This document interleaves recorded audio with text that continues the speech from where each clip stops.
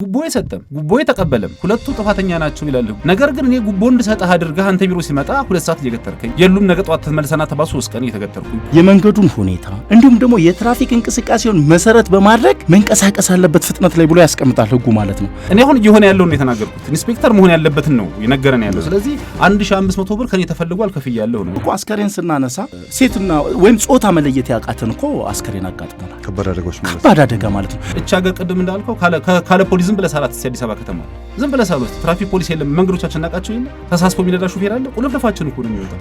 3420 አሽከርካሪዎች ደግሞ በህጉ ከተቀመጠው በታይ ጠጥተው በመገኘታቸው ግንዛቤ ፈጥረንላቸው አስተምረናቸው አብዛኛው ከተማ ውስጥ ህግን አክብሮ ሳይሆን ህግን ፈርቶ የሚኖር ሰው ነው። ዲፈረንሱ በጣም ብዙ ነው ስትፈራውና ስታከብረው። እንዴት የሰው ልጅ ፍጥነትን ገድቦ እንዲሁም ጠጥቶ ማሽከርከርን ገድቦ እንዴት የመንገድ ትራፊክ አደጋን አይከላከልም ብዬ አስባለሁ። አሁን ግን እቺም ድራ ፈጥተናል። ስለዚህ 1500 ብር ከኔ የሚፈልገው መኪናዬን አስፋልት ላይ እየጠገንኩ ነው። በቃ ይሄ መረጃ ወስዳችሁ ክሬን አዘጋጁ ነው በቃ። ይሄ ደረት ላይ የሚደረጉ ካሜራዎች ጭምር በአግባቡ እነሱ ጥቅም ላይ ካላሉ የሚሰራውን ስራ ጥያቄ ውስጥ የሚከቱ ነገሮች ሊፈጠሩ ይችላሉ። ለተሳቢም 50 ፈቅደ፣ ለቤት መኪናም 50 ፈቅደ፣ ለአውቶቡስም 50 ፈቅደ፣ ባጃጅም ብትሄድ በዛ ጋር በ50 ሜር መብቷ ነው የሚከለክላት። ሌላ ዓለም ግን እንደዚህ ስታንዳርድ አለ። ጠጥቶ ማሽከርከር ካለ ፍጥነት ካለ አደጋ አለ። ከጅቡቲ ስንት ኮረኮንች ስንት ነገር በረሃውን አቋርጦ የተንገጫገጨ የመጣ አካል ሁሉ የሚሰቃየው ከተማ ሲገባ ነው። ህጉ እነሱን የሚሸፍንበት እነሱን የሚታደግበት መስመር የለውም። ዛሬ 1000 ብር ሲሆን ግን ቆንጠጥ የሚያደርግ ህግ ስለሆነ አሽከርካሪው በራሱ ህግን አክብሮ የመንቀሳቀስ ሂደቱ ሰፊ ነው ብሎ መውሰድ ይቻላል። ትራፊክ ቁጥጥሩ በአደጋው ላይ የመጣው ለውጥ ወይስ ከዚህም በላይ አደጋ ሊደርስ ይችል ነበር? 100% ኢንስፔክተር ለዚህ መልስ ይስጠኛል። ለምንድን ነው ህግን እኩል እንድንካፈለው የማይደረገው? መንግስት ሳሪን የረገጠ ለምሳሌ ብሎ እኮ አስተማረ መጀመሪያ ላይ ችግር ልማት ላይ እስከ 8000 ብር ያስቀጣል ቅጣቱ ማለት ነው በገንዘብ ደረጃ። የጉቦውን ጉዳይ በደንብ እናስብባት። ምን ማናቆ ለማምጣት ሙሉ ከተማው በ50 እንዲጓዝ ማድረግ ምን ማለት ነው? የሰው ልጅ ሲጀመር ከህግ በላይ ነው። ከህግ በላይ ነው። የሰው ልጅ በሰላም እንዲኖር ነው ህግ ያስፈልገው። ተሳፋሪ መቀጣት አለበት የሚለው ነገር አንስተዋል አቶ ደረጃ። ሁሉም ስራ ላይ ናቸው። ሁሉም በሚባል ደረጃ ምናልባት ያረግ ነው እንደኔ ብዬ ነው እኔ የሚገጠሙኝ ነገሮች ስላሉ ለዛ በ100 ብር ሰዓት ሲተባበሩን ነበር። የሚመክር ትራፊክ ፖሊስ እያየን ነበር። አሁን ግን 1500 ብር ሲሆን ደግሞ እያሳደደ የሚቀጣ ነው እያየን ያለ ነው። ስለዚህ ይሄን ከቅጣት ይሄን ያህል ገንዘብ ተሰበሰበ ይባላል። ትርፍ ሆኖ የገባ ሰው 10 ብር ይቀጣል ቢባል 10 ብር አሁን ምክንያታቸው ሌላ ዓለም ላይ እንደተሳሰራለ አለ ትርፍ። ሰላም ጤና ይስጥልን የተከበራችሁ ውድ አሐዱ አድማጭ ቤተሰቦች እንደምን ሰንብታችኋል? ይህ ባለላይ ፕሮሞሽን አገልግሎትና በአሐዱ ጋር ትብብር የተዘጋጀ ወደ እናንተ የሚደርሰው ሳምንታዊ ሁሉ ደህና ነው። ከዝግጅቱ ጋር እንደሁል ጊዜ ለሁለት ሰዓት ያለ ቀጥታ ቆይታ ጊዜ ነው የሚኖረን። በዛሬው ዝግጅታችን አንድ ርዕሰ ጉዳይ ይዘናል። እርሳችን አድርገን የምንወያይበትም የትራፊክ ቁጥጥሩና የትራፊክ አደጋው ምን ገጽታ አለው በሚለው ሀሳብ ላይ ለመወያየት ጋበዝናቸው እንግዶቼ ሁለቱ በሰዓታቸው ተገኝተዋል። ኢንስፔክተር ሰለሞን አዳነ በአዲስ አበባ ፖሊስ ኮሚሽን የትራፊክ ቁጥጥር መምሪያ የትራፊክ ሙያና ሕዝብ ግንዛቤ ዲቪዥን ኃላፊ፣ እንዲሁም አቶ ደረጀ በየነ የታክሲ ባለንብረቶች ማህበር ዘርፍ ተወካይ ናቸው። ከእነዚህ ከሁለት እንግዶች ጋር እየተወያየን ቆይታ የምናደርግ ነው የሚሆነው። ከዝግጅቱ ጋር አምደ ወርቅ ንጉሴ፣ ቴክኒኩ መጥራቱ እናንተ ማጥስ ነጻነት ኪዳኔ። እንግዶች እንኳን ደህና መጣችሁ። ዛሬ በመግቢያችን ላይ ለመግለጽ እንደሞከር ነው የምንወያይበት ርዕሰ ጉዳያችን የትራፊክ ቁጥጥሩ የትራፊክ አደጋውን ከመቀነስ አንጻር ምን አይነት ገጽታ አለው በሚለው ሀሳብ ላይ ነው ለመወያየት የተገናኘ ነው። ያው እንደ ሀገር የወጡ ደንቦች አሉ። ከዚህ በፊት የነበረው ደንብ አለ። አሁን እሱ ተሻሽሎም የወጣበት ሁኔታዎች እንዳሉና በአሰራር ስርዓትም የተለያዩ በከተማችን አዲስ አበባም ሆነ እንደ ሀገርም የቁጥጥር ስራው በስፋት የተጀመረበት ሁኔታዎች እንዳሉ ይታወቃል። ግን ይሄ አደጋውን ከመቀነስ አንጻር የቁጥጥር ስራዎቹ የቱ ጋር ነው ያሉት? አደጋውስ ቀንሷል ወይ የሚሉት ነገሮችንም እንደው እየሰማን እየተወያየን መሄድ የምንችልበት ሁኔታዎች ይኖራሉ። በቁጥሩም ደግሞ አንዳንድ የህብረተሰብ ክፍሎች ቁጥጥሩ በዛ፣ ተቆጣጣሪዎችም በተለያዩ ቦታዎች ላይ ነው ያሉት። ምክንያት እየፈለጉም እየቀጡን ያሉት አንዳንዴ ገቢውን ብቻ የማሰብ አይነት ነገር የሚመስል ነው እንጂ ለጥፋቶች ትክክለኛ መልስ እየተሰጠ አይደለም የሚሉም ነገሮች አሉና እስኪ የ9 ወርን ሪፖርት ከኢንስፔክተር ሰለሞን አዳነ አዲስ አበባ ፖሊስ ኮሚሽን የትራፊክ ቁጥጥር መምሪያ የትራፊክ ሙያና ሕዝብ ግንዛቤ ዲቪዥን ኃላፊው ያለውን የ9 ወር ሪፖርት እንስማ። ትናንትኛው ተረኛ መኮንን ከተማው ላይ እንደነበሩ ነግረውኛል። ቅድም ከስቱዲዮ ውጪ ከተማችን ምን ገጽታም እንደነበራት እነሱንም ለማንሳት እንሞክራለን። አሁን እየተሰሩ ያሉ የግንዛቤ ማስጨበጫዎችና እንዲህ የሚሰሩ የቁጥጥር ስራዎችም ያሉበት ሁኔታንም ተመልክተን እዛ ወደ ቤታችን አልፋለን። ይቀጥሉ። መልካም አመሰግናለሁ። ምናልባት የ24 ሰዓት ወይም የአዳር የትራፊክ አደጋን ስንመለከት ሞት ያልተከሰተባቸው ሁኔታዎች አሉ። ይህን ደግሞ ስንመለከተው እንግዲህ በአንድም በሁለትም በተለይ በከተማ ደረጃ የመንገድ ትራፊክ አደጋውን ለመከላከል በቀኑም በአዳሩም ክፍለ ጊዜ ጠንካራ የሆነ የቁጥጥር የክትትል ስራዎች እየተሰሩ እንደሆነ አንዱ ማሳያ ነው ብሎ መውሰድ ይቻላል ማለት ነው። ስለሆነ በአዳሩም በቀኑም ክፍለ ጊዜ ሞት የለንም ብሎ መውሰድ ይቻላል ማለት ነው። በአጠቃላይ እንግዲህ በዚህ ባሳለፍነው 9 ወር ውስጥ የመንገድ ትራፊክ አደጋን ለመከላከል ዘርፈ ብዙ ስራዎች የተሰሩበት ነው ብሎ መውሰድ ይቻላል። በተለይ የተለያዩ ዘዴዎችን ተጠቅሞ የግንዛቤ ማስጨበጫ ስራ ከመስራት አንጻር ሰፊ ስራዎች የተሰሩበት ጊዜ ነው ብሎ መውሰድ ይቻላል። በተለይ ህዝብ የሚበዛባቸው ዋና ዋና መንገዶች፣ የገበያ ቦታዎች ላይ ተሽከርካሪን ተጠቅሞ ግንዛቤ ከመፍጠር አንጻር የጥንቃቄ መልእክት የያዙ ብሮሸሮችን አዘጋጅቶ ለመንገድ ተጠቃሚ ከማድረስ አንጻር በተለይ ደግሞ ለትራፊክ አደጋ ተጋላጭ የትኛው ማህበረሰብ ነው የሚለውን ነገር በተለይ በትምህርት ቤቶች አካባቢ ላይ ተደራሽ ከመሆን አንጻር ሰፊ ስራ የተሰራበት ጊዜ ነው ብሎ መውሰድ ይቻላል። በተለይ ደግሞ ከቅርብ ጊዜ ወዲህ ሀገራችን በትምህርት ካሪኩለሟ ላይ አካታ እየሰጠች ስለሆነ እሱን አጠናክረን እየሰራን ያለን መሆኑን ማየት ይቻላል ማለት ነው። በተመሳሳይም ደግሞ በእምነት ቦታዎች ላይ የገጽ ለገጽ ውይይቶችን ወይም ግንዛቤ ፈጠራ ስራዎችን በመስራት ሰፊ ስራዎች የተሰሩበት ጊዜ ነው ብሎ መውሰድ ይቻላል። በተመሳሳይም ላይ ደግሞ ሚዲያ ላይ በመቅረብ ወቅታዊ ዳታዎችን በማቅረብ እንዲሁም ደግሞ አጠቃላይ የግንዛቤ ማስጨበጫ ስራ የተሰሩበት ጊዜ ነው ብሎ መውሰድ ይቻላል። ከዛ ባሻገር እንግዲህ የግንዛቤ ማስጨበጫ ስራው በቁጥጥር ስራ ወይም በህግ ማስከበር ስራ መደገፍ ስላለበት ጠንካራ የሆነ የህግ ማስከበር ስራዎች የተሰሩበት ጊዜ ነው ብሎ መውሰድ ይቻላል ማለት ነው። እንግዲህ ይህን ቁጥር ስንመለከተው በተለይ በ9 ወር ውስጥ ከ1.7 ሚሊዮን በላይ አሽከርካሪዎች የተከሰሱባቸው ሁኔታዎች አሉ ማለት ነው። ይህን ስንመለከተው እንግዲህ በድግግሞሽ እንደሆነ ያሳየናል ማለት ነው። ምክንያቱም እንግዲህ አሁን ባለው ሁኔታ ሙሉ ዳታ ባይኖረኝም እንኳን ከ760 ሺህ በላይ ተሽከርካሪ እንዳለ ዳታዎች ያሳያሉ፣ ከዚህ በፊት የነበሩ ዳታዎች ማለት ነው።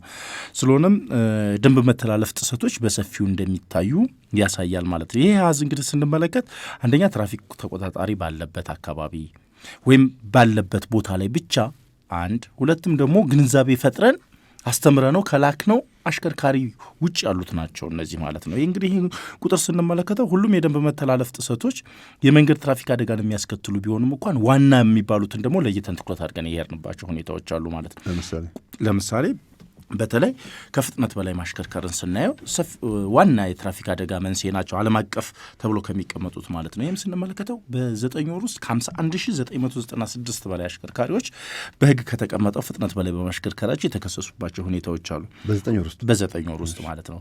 ሁለተኛ ጠጥቶ ማሽከርከር ነው። እንግዲህ ጠጥቶ ማሽከርከር ካለ ፍጥነት አለ፣ ፍጥነት ካለ አደጋ አለ። ስለዚህ ጠጥቶ ማሽከርከርም ላይ ሰፊ ቁጥጥር እያደረግን ያለንባቸው ሁኔታዎች አሉ ማለት ነው። በ9 ወር ውስጥ ከ81 ሺህ በላይ አሽከርካሪዎችን መርምረን ከመጠን በላይ ወደ 2985 አሽከርካሪዎች በህጉ ከተቀመጠው በላይ ጠጥተው በመገኘታቸው የተከሰሱበት ሁኔታዎች አሉ።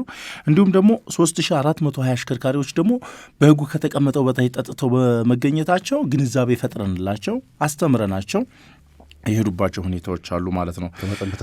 ከመጠን በታች ጠጥተው በመገኘታቸው ማለት ነው። በተመሳሳይም እንግዲህ ቀይ ትራፊክ መብራት መጣስ ነው።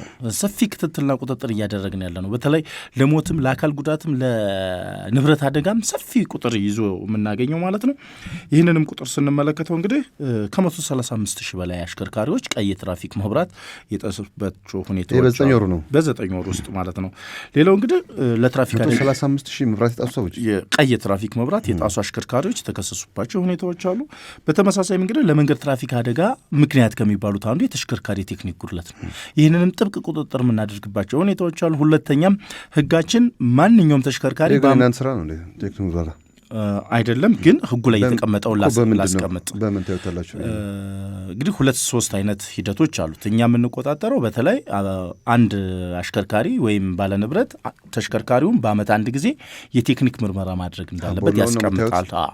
ስለዚህ በሱ ብቻ ያገኘ ነው እንጂ ከዛ ውጭ ያለው ደግሞ ቢታይ ምን ያህል ከባድ እንደሆነ ማየት ይቻላል። ስለዚህ በአመት አንድ ጊዜ እንኳን ተሽከርካሪ ምርመራ ያላደረጉ አሽከርካሪዎችን ቁጥጥር በማድረጋችን ወደ 13700 አካባቢ አሽከርካሪዎች ያልታደሰ ቦሎ ሲያሽከረክሩ የያዝንባቸው ሁኔታዎች አሉ ማለት ነው።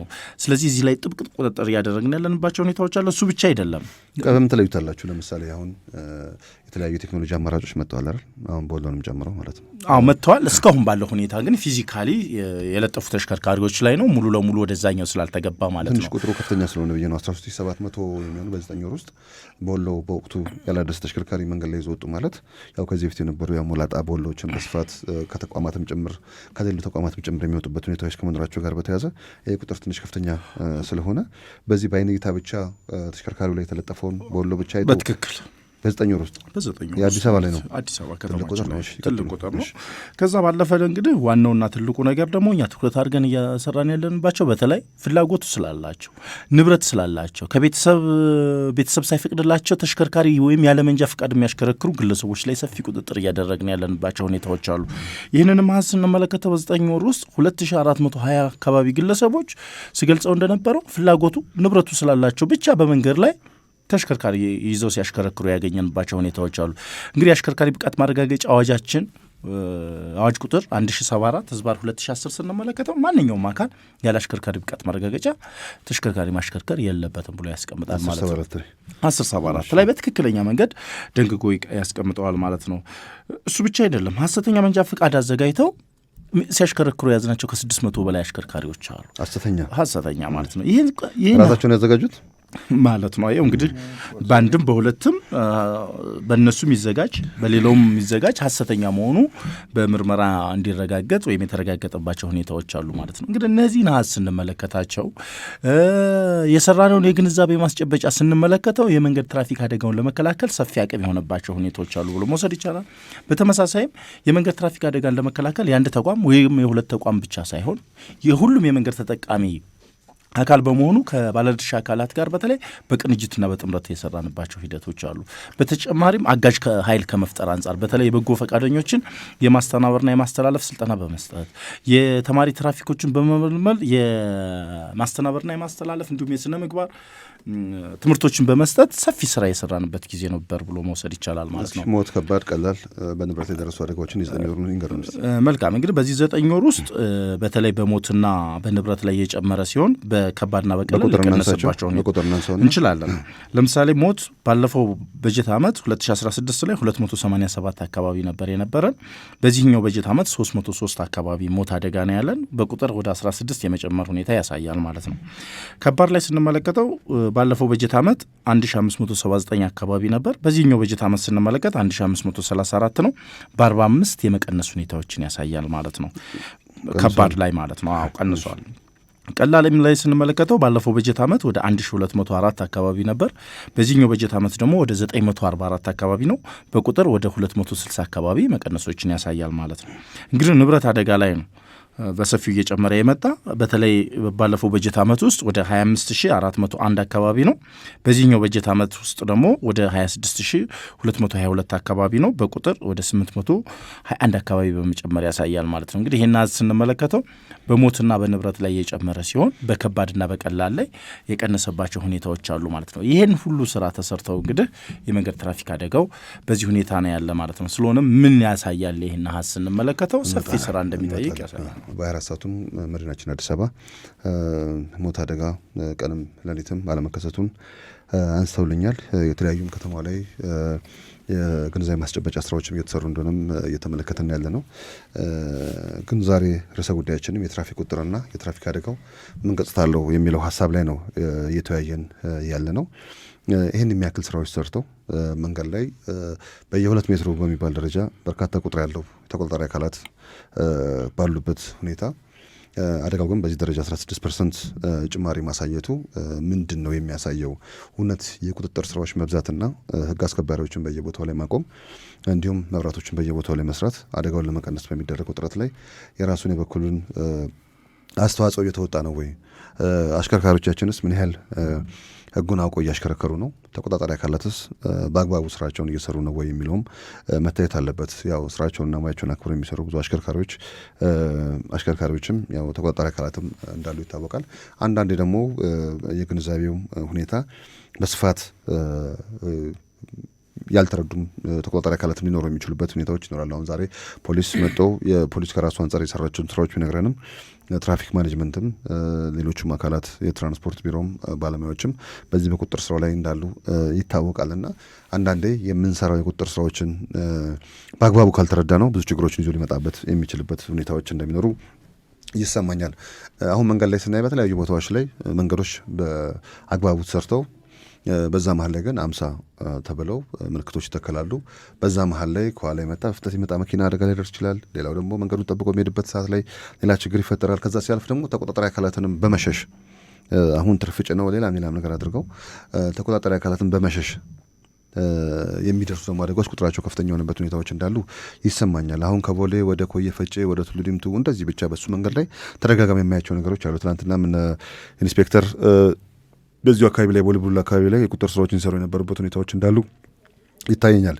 እቺ ቡልቡላ መስቀለኛው 20/80 ኮንዶሚኒየም ያለበት አካባቢ ላይ በቀን ውስጥ 3-4 አደጋዎች እንደሚደርሱ እኔም በስፍራው ከዚህ በፊትም ሞቶችንም ጭምር 4 ሞት ሲደርስ እኔም በስፍራው ያየሁበት ሁኔታዎች ነበሩ። እስከ ትናንትና ድረስ አሁንም በየዕለቱ በርካታ አደጋዎች ናቸው እየደረሱ ያሉትና ምንድን ነው እነዚህ እስቲ አደጋዎች ራሱ እየደረሱ ያሉት? ብዙ ጊዜ አደጋውን ስናይ ደግሞ የትራንስፖርት አገልግሎት የሚሰጡ ተሽከርካሪዎች ላይ ነው ይህ አደጋ የሚደርሰው። የሚያደርሱትም እነሱ ከመሆናቸው ጋር በተያያዘ በአንድ አደጋ ደግሞ በርካታ ዜጎችን ሕይወት እያጣን ያለ ነው። ፈጣን መንገዶች ላይ አደጋዎች እየደረሱ ነው ያሉትና እስኪ ምንድን ነው እስኪ ትራፊክ ቁጥጥሩ በአደጋው ላይ የመጣው ለውጥ ወይስ ከዚህም በላይ አደጋ ሊደርስ ይችል ነበር? 16% ከባለፈው ዓመት 9 ወር ጋር ስናመሳክረው በቁጥር 16 በፐርሰንት 6 ነው። እሺ ቅድም የሰጡኝ ቁጥር ነው በቁጥር ነው ቅድም የገለጽኩት። እሺ ስለዛ በፐርሰንት 6 ሞት ጭማሪ አለው። ስለዛ ጭማሪ ካለው ኦልሞስት የተሰሩ ስራዎችን ውጤት አላመጡም ብሎ የመገንዘብ አይነት ነገሮች ይኖሩታል። ከዛ ሲያልፍ ደግሞ ከዚህም በላይ ሊሆን ይችላል ደግሞ ብለን ካሰብም ደግሞ እሱም ያው መከራከር የምንችልበት ሁኔታዎች ይኖሩና እስኪ አቶ ደረጀ ያው እርስዎ በታክሲ ባለንብረቶች ማህበር ላይ ስራሎት በእንደዚህም በተለያዩ መገናኛ ብዙሃንም እየተገኙ በዚህ በሀገሪቷ ላይ ያለው የትራንስፖርት የቁጥጥር ስራዎችም ሌሎቹ ነገሮች ላይ ሀሳብ ሲያዋጡ እናውቆታለንና አሁን ከዚህ ሪፖርት በ9 ወር ውስጥ ከደረሰው ሪፖርት ምንድን ነው እርስዎ የሚረዱት ሴክተሩ ላይ እንዳለ አካልና ይህ ቁጥጥር ስራውን ራሱ እርስዎ በመልኩ ነው የሚረዱት? አመሰግናለሁ። እጅግ በጣም አመሰግናለሁ። ምክንያቱም ያው አንደኛ ነገር አስደንጋጭ ቁጥር ነው። ቁጥሩ ትንሽ ይመስላል እንጂ 6% በጣም ብዙ ነው። መቀነስ ሲገባው ማደጉ። እኛ አሁን ትልቁ ነገር ማስመር የምፈልገው ገጥሉ ህጉ ላይ ምንም አይነት ጥያቄ የለንም። በተለይ እንደዚህ የሰው ልጅ ሲጀመር ከህግ በላይ ነው። ከህግ በላይ ነው። የሰው ልጅ ከህግ በላይ ነው። የሰው ልጅ በሰላም እንዲኖር ነው ህግ ያስፈለገው። ህግ እንዲከበር እንጂ እንዲፈራም አይፈልግም። እና አብዛኛው ከተማ ውስጥ ህግን አክብሮ ሳይሆን ህግን ፈርቶ የሚኖር ሰው ነው። ዲፈረንሱ በጣም ብዙ ነው። ስትፈራውና ስታከብረው፣ ቅድም እንዳልከው ተገንዝበው ስታከብረው ለተፈጻሚነቱ አንተ ተአማኒ ነው የምትሆነው። ስለዚህ እኛውን ትልቁ ችግራችን የሆነው ምንድነው? የሚወጡት ህጎች በአጠቃላይ የከተማውን እንቅስቃሴ ያገናዘቡ አይደሉም። ለምሳሌ አሁን ትራንስፖርት የሚሰጥን አካል ከጅቡቲ ስንት ኮረኮንች ስንት ነገር በረሃውን አቋርጦ የተንገጫገጨ የመጣ አካል ሁሉ የሚሰቃየው ከተማ ሲገባ ነው። ህጉ እነሱን የሚሸፍንበት እነሱን የሚታደግበት መስመር የለው። ፍሬቻ የሌለው ብሎ ካስቀመጠ በቃ ፍሬቻ የሌለው ከዛ ከበረሃ ውስጥ ሲንጓጓ መጥቶ አዲስ አበባ ሲገባ ወይ ደግሞ ከተሞች መሀል ሲገባ የሚገጥመውን ችግር ሊፈታ የሚችል ነገር አገልግሎት ሰጪ ነህ ተብሎ የተቀመጠ ነገር የለም። ታክሲዎች ላይ ስትመጣ ይሄ ነው እየገጠመ ያለው። ምክንያቱም አንድ የቤት መኪና ነጻ በሆነ ሰዓት ላይ በፈለገው ሰዓት ተነስቶ እንግዲህ ቁጥሩ ቅድም አይተው ከሆነ እጅግ በርካታ ሰዎች ናቸው የጠጡ አደጋ እያደረሱም ያው ሳያደርሱም ደግሞ ድንገት ተገኝተው የሚተያዙት። ታክሲ ደግሞ አገልግሎት ይሰጥ ነው ከቤት የሚወጣው። ስለዚህ የበለጠ ጥበቃ ሊደረግለት የሚገባው ህግ መውጣት ሲገባው መቆም በሌለበት የተከለከለ ቦታ ተብሎ 1000 ብርና 1500 ብር ሲከሰስ ይውላል። ይሄን ነገር ደግሞ ለምን አታዘምኑትም ሲባሉ ደግሞ ህግ አውጪዎቹ ደግሞ ገንዘብ አልጠፋም፣ በቃ አሁን ይሄንን ወደ ገንዘብ ቀይረው። አሁን እንግዲህ ኢንስፔክተር ቅድም እንደገለጸልህ እነዚህ ሁላ ሰዎች መቼም ይሄን ሁላ ሰው መብራት ጥሶ ዝም ብላችሁ አለቃችሁትም። ኢንስፔክተር ገንዘብ ከፍሏል። ይሄ ሁላ ሰው ጠጥቶ እየሄደ ዝም ብላችሁ አለቃችሁትም፣ ገንዘብ ከፍሏል። እንደው የኢትዮጵያን ባጀት ሳይነካ በአጥፊዎቹ ብቻ ዘመናዊ ቴክኖሎጂ ማምጣት አይቻልም ነበር ወይ? ከሚሰበሰበው ለምሳሌ አሁን አደጋውን ለመቀነስ ራሱ እኮ ቢውል እኮ ነገር ቀላል ነገር እኮ አይደለም። ብዙ ጊዜ ግን ወደ አዲስ አበባ ፋይናንስ ይገባል። አዲስ አበባ ፋይናንስ ደግሞ ለተለያዩ ነገሮች ነው ጥቅም ላይ የሚውለው። ስፒድ አሁን እንግዲህ አገሪቷም ከአጥፊዎች ላይ የያዘችው ባጀት አለ ብለን እንድናመን ካልተገደድን በስተቀር ስፒድ ለኔ ቁማር ነው፣ አለቀ። ትልቅ ቁማር ነው የሚጫወተው። ምክንያቱም ያንን ካሜራ በቋሚነት አንድ ቦታ ላይ ተክሎ ሰዎች ሁሉ ጊዜ አክብረውት እንዲሄዱ መደረግ ሲገባው የሆነ ሰዓት ላይ ይነጋገሩና ግር ብሎ መተው መኪና አንድ ዛፍ ስር ተደብቀው ለዛውም መኪና ማለት ነው ትሉድንቱን አሰቡ እንዴት ነው 50 የምትነደው? አሁን ህጉ እየተከበረ ሳይሆን እየተፈራ ነው ያለው ማለት ከኮየ ቡልቡላ ያለው መንገድ ላይ ማለት ነው። እሺ ስለዚህ ብዙ ጊዜ የሚደረገው ነገር ምንድነው እንዲህ አይነት ነገሮች ሲደረጉ መጀመሪያ ግንዛቤው መፍጠር ነው። ይሄ ህግ የወጣው እኔን ለመጠበቅ ነው። ሰው ነው ከላይ ያለው፣ ህጉ ከስር ነው ያለው። በቃ እኔን ለመጠበቅ ግንዛቤ ሲፈጠር ነው ወደ ስራ የተገባው ነው ብሎ የሚያስቡት በእርግጠኝነት። ስለዚህ እኔ ለምን ተፈጠረ አይደለም፣ ህጉ ለምን ወጣ አይደለም፣ ህጉ ለምን ወጣ አይደለም። ግን አሁን እንደ ተሽከርካሪዎቹ አይነት መለያየት ቢችል ምንድነው ያገደን ነገር? ሁሌ እናነሳለን ይሄን ጥያቄ። ቆይ ህጎች ግን ለእንትን ተብሎ መለያየት አለባቸው ወይስ እንዴት? እንደ ሀገር ወጥ ነው መውጣት ያለብን አይደል? አሁን አዲስ አበባ ላይ የምናየው ነገር ቤልት አዲስ አበባ ላይ ተከሳለ፣ ኦሮሚያ ስመጣ ደግሞ ቤልት ማስተካከልበት ሁኔታዎች አሉ። እንደውም የሚታየን ነገር ብዙዎቹ ወጥነት ካለመኖር ጋር በተያያዘ የቁጥጥር ስርዓታችንም ብዙ አደጋዎችን አሁን ከአዲስ አበባ በላይ እንደ ሌላ ክልል ሊያስተናግድ የሚችልበት ሁኔታዎች ይኖራሉ። ወጥነት ካለመኖር ጋር በተያዘ አሁን በፊት ስፒድ ሊሚተር ጥቅም ላይ ወል ሲባል ሌሎቹ ደግሞ ክልሎች ደግሞ አይ ጂፒኤስ ነው እኛ የሚያስፈልገን የሚሉበት ሁኔታዎች አሉና ይሄ ወጥነት ያልሆነ አሰራር ራሱ መኖሩ አንዳንዴ አደጋውን ከአንድ ቦታ አንድ ቦታ ሊያባብሰው የሚችልበት ሁኔታዎች እንዳሉ አንዳንድ ሰዎች ሀሳባቸውን ሲሰጡ እንሰማለን። እዚህ ደግሞ አዲስ አበባ ላይ ደግሞ ቁጥጥሩ በከፍተኛ ሁኔታ ነው ያለው። አደጋው ደግሞ በዚህ ሁኔታ እየጨመረ ያለበት ሁኔታዎች እንዳሉ በዚህ 9 ወር ማሳያውንም ልናነሳ እንችላለን። እና እስኪ ሁለቱንም እያገናዘብን ግን እንድናነሳቸው ፈልጋለሁ። ሰጥታለህ ማሳያ እያስቀመጥኩ ልሂድ። ለምሳሌ አሁን ወደ ኮየ ፈጨ ስትሄድ ቱሉ ዲምቱ ስትሄድ ስፒድ ስንት ነው የሚፈቅደው? 50 ለየትኛው መኪና? ለሁሉም ነው። ለሁሉም እንግዲህ ተሳቢውም 50 መሄድ መብቱ ነው። ያን ሁላ ነገር ይዞ ህዝብ የጫነው አውቶቡስ 50 መሄድ መብቱ ነው። እንኳን 50 አይደለም እኮ 30 ነርተው እኮ ፍሬም ብትይዝ ስንት ሰው እንደምትጨርስ ታውቃለህ። ስለዚህ ምን ተቸግሮ ነው? ለምሳሌ ለከባድ መኪና ለተሳቢ እዛ ጋር ስፒድ አሁን ይሄን እኮ የግድ እዛ ጋር መለጠፍ አይጠበቅብህም እኮ በቃ ለተሳቢም 50 ፈቅደህ፣ ለቤት መኪናም 50 ፈቅደህ፣ ለአውቶቡስም 50 ፈቅደህ፣ ባጃጅን ብትሄድ በዛ ጋር በ50 መሄድ መብቷ ነው። የሚከለክላት ሌላ ዓለም ግን እንደዚህ ስታንዳርድ አለ ማለት እኔ የተረዳው ነገር ካለ እርሱ ምን ያስረዳው እንደ ሀገርህ ነው። አሁን እንዳለ አሁን ችግራችን አይተነዋል። ለምሳሌ 12 ሰው ይዞ ወይ ደግሞ 10 ምናምን ሰው 16 ሰው ወደ አካባቢ 15 ሰው አላቸው ነው ዶልፊኖች። እሱን ይዞ የሚሄድ ተሽከርካሪ በ50 ከፈቀድክለት አሁን 50 በቂ ነው ብዬ አይደለም። እዛ መንገድ ላይ ከዛ በላይ መለየቅ አለበት። ያን ያህል መንግስት ባጀት መድቦ ያን መንገድ የሰራው መኪኖችን እዛ ጋር ዝም ብሎ አጠራቅሞ ሊያቸው አይደለም፣ መሄድ አለባቸው።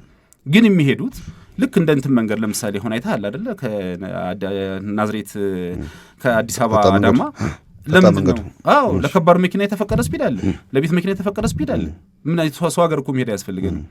ለምሳሌ በ120 የተፈቀደበት እንትን ላይ ከባድ መኪናው ግን በ120 በ80 ነው አይደል የሚለው። ሌኑን ጭምር እዛው ከፋፍለው ለይተውታል። እዛ ሌላ ላይ ደግሞ ሊሄድ የሚችለው መኪናም ተለይቷል። ምንም ሰው ሀገር ሄደን ተሞክሮ መውሰድ ሳይሆን እኛው ሀገር ላይ እዚቹ አዳማ ላይ አሁን ደግሞ ወደ ናዝሬት ሄዱ ማነው ወደ ዘዋ የሄደው መንገድ ላይ ይህን ነገር እያየን ያለ ነው። ስለዚህ ትልቁ ችግር የሆነው ምንድነው? የጅምላ ህግ እየወጣ አንድ ላይ አገልግሎት የሚሰጡ ተሽከርካሪዎች በተለይ የተለየ ጥበቃ ያስፈልጋቸዋል። ደረበህ መቆም ለምሳሌ አሁን 1000 ብር ያስቀጣል ከተባለ ለምንድን ነው 4 እና 5 መኪና የሚያስቆም መንገድ ይፈቅዱልህና ከዛ በኋላ የቤት መኪና ይደረደርበታል። አገልግሎት የማይሰጥ ለግሉ ብቻ የሚጠቀመው ቤት መኪና ይቆምና ታክሲው ግን መሄጃ አጥቶ ደርቦ ሲቆም 1500 እና 1000 ብር ይከሰሳል። ስለዚህ ታክሲ መጫኛ አውቶቡስ መጫኛ እንደሚደረገው ታክሲ መጫኛ እየተባለ ምልክቶች መደረግ አለባቸው። ማውረጃና መጫኛ ግድ ነው። ለአሁን እኮ ተለየ እኮ ለአውቶቡስ ለምሳሌ መቆም ያለው ሌላውን ተው። በቀደም ፐብሊክን ብሰማ ያሳዝኑሃል። ህዝብ ያገለገሉ ናቸው። ጠዋት ሰራተኛውን ትልቅ አስተዋጽኦ እያደረገ ነው። ከዛ ውጭ ደግሞ ታክሲ ስሩ ተብለው ነበር። ምን አርገናቸው ነው? ትራፊኮች ምን አርገናቸው ነው? መንገድ ትራንስፖርቶች ቀለማችን ሰማያዊ ስለሆነ ነው ወይ? እዛው ታክሲያቸው ላይ ይጨርሷል። እንግዲህ ኃላፊው መጥቶ ነበር። እንግዲህ አብረን ነው ቁጭ ያለው አንድ ስቱዲዮ ላይ አቶ ዳኘም ነበር መልስ እስክናጣ ድረስ። ስለዚህ እንዲህ አይነት ነገሮች ሲመጡ ምንድነው መሰለህ በቃ ህጉ ቢለይ አገልግሎት ላይ የሚሰጠው አሁን ቅድም በተሰጠው እንትን ለምሳሌ አንድ ታክሲ እኔ አላምንበትም በ50 ይሄድ ብዬ አዲስ አበባ ከተማ ላይ አላምንም እኮ በ40 ከሆነ እየሄደ ያለው ማለት ነው። በቃ ለታክሲ አገልግሎት ላይ የሚሰጡ ተሽከርካሪዎች በአዲስ አበባ ድፍን አዲስ አበባ ከተማ ላይ እንዲህ ነው ማድረግ ያለባችሁ። ይቻላል። ለምሳሌ ጠዋት ፒክ አወር ላይ እስከ ሆነ ሰዓት ላይ ምናምን የተለየ ነገር አለ አይደለ? ከዛ ውጭ እኮ በቃ ከባድ መኪና ሌላው በጣም ይኸውልህ የሚገርምህ ነገር አሁን ህግ ነው 30 ደቂቃ ለምሳሌ መኪና ቅድም ኢንስፔክተር ጠቅሶታል። ተሳቢ ጭኖ እየወጣ ድፍን መሀል ከተማ ላይ ድንገት ይበላሻል።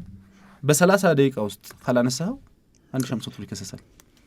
በ30 ደቂቃ ውስጥ ይሄ ግን በ30 ደቂቃ ውስጥ ሹፌሩም አንዳንዴ እኮ ከወርዶ ችግሩን ለማየት ራሱ እኮ 30 ደቂቃ አይደለም ከዛ በላይ ይፈጃል። ስለዚህ ህጎቹ ተፈጻሚ የማይሆኑ ከሆነ አሁንም እንደው እያለሳለስን እንደው እግዚአብሔር ጠብቆን ካልሆነ በስተቀር በስራ የሚመጣውን ለውጥ የማናይበት ነገር። ከዛ ውጪ እኔ ትራፊክ ፖሊስ በጣም ሲደክም እናያለን አሉ በደንብ የሚሰሩ በደንብ የሚያስገነዝቡ ከመክሰስ ይልቅ የሚያስተምሩ ትራፊክ ማኔጅመንት ተባብ ብትሄድ ልክ እንደዚሁ ማስተዋሉ ያላቸው።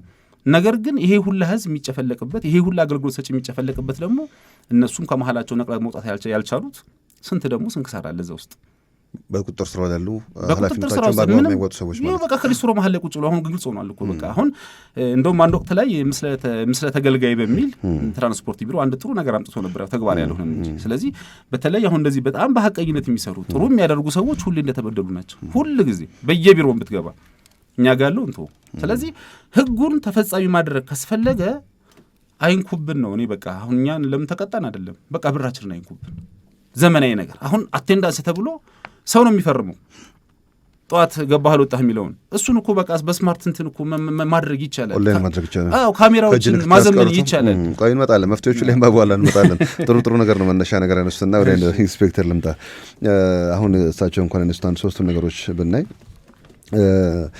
ቦታዎች ያው ለአደጋ ስጋት የሆኑ ቦታዎች ተለይተው አንዳንዴ ምልክቶችም ሲተከሉ በዛ ሁኔታ መደረግ እንዳለበትና አሁን ይሄ ከቅድም እርሱ ያነሱት አካባቢ ከኮዬ ቡልቡላ ድረስ የሚሄደው መንገድ ከዛ ሲነሳና መሀል ላይ የአደጋ መንስኤ ሆኖ ከሆነ ቦታ ተለይቶ በጥናት ተደርጎ ምናምን ይህ አሰራር የመጣበት ሁኔታዎች ካሉ እሱንም ያው ኢንስፔክተር ያነሱልናል። ግን ብዙ ጊዜ ሳልፍ ጧት በዚህ ይሆናል፣ ከሰዓት በዚህ ይሆናል። ብዙ ጊዜ ተቆጣጣሪዎችንም ስናይ ስፒድ አምፕ ይዘው ስነጋን ይዘው ስናይ ዛፍ ላይ ወይ የሆነች ቦታ ላይ ከዚህ ሲመጡ ፖሊስ ጣቢያው ጋር እናያለን። ከአዲስ አበባ ወደ አደባባይ ሲመጣ ከዛ ሲመጣም ደግሞ ጫፍ ላይ መግቢያው ላይ ሆኖ የቁጥጥር ስራዎችን ሲሰሩ የምናይበት ሁኔታዎች አሉ። ሰው የሚያየው ተቆጣጣሪውን አካል አያየውም፣ ስፒድ አምፑን አያየውም፣ ወይም ደግሞ ችጋኗን አይታይም።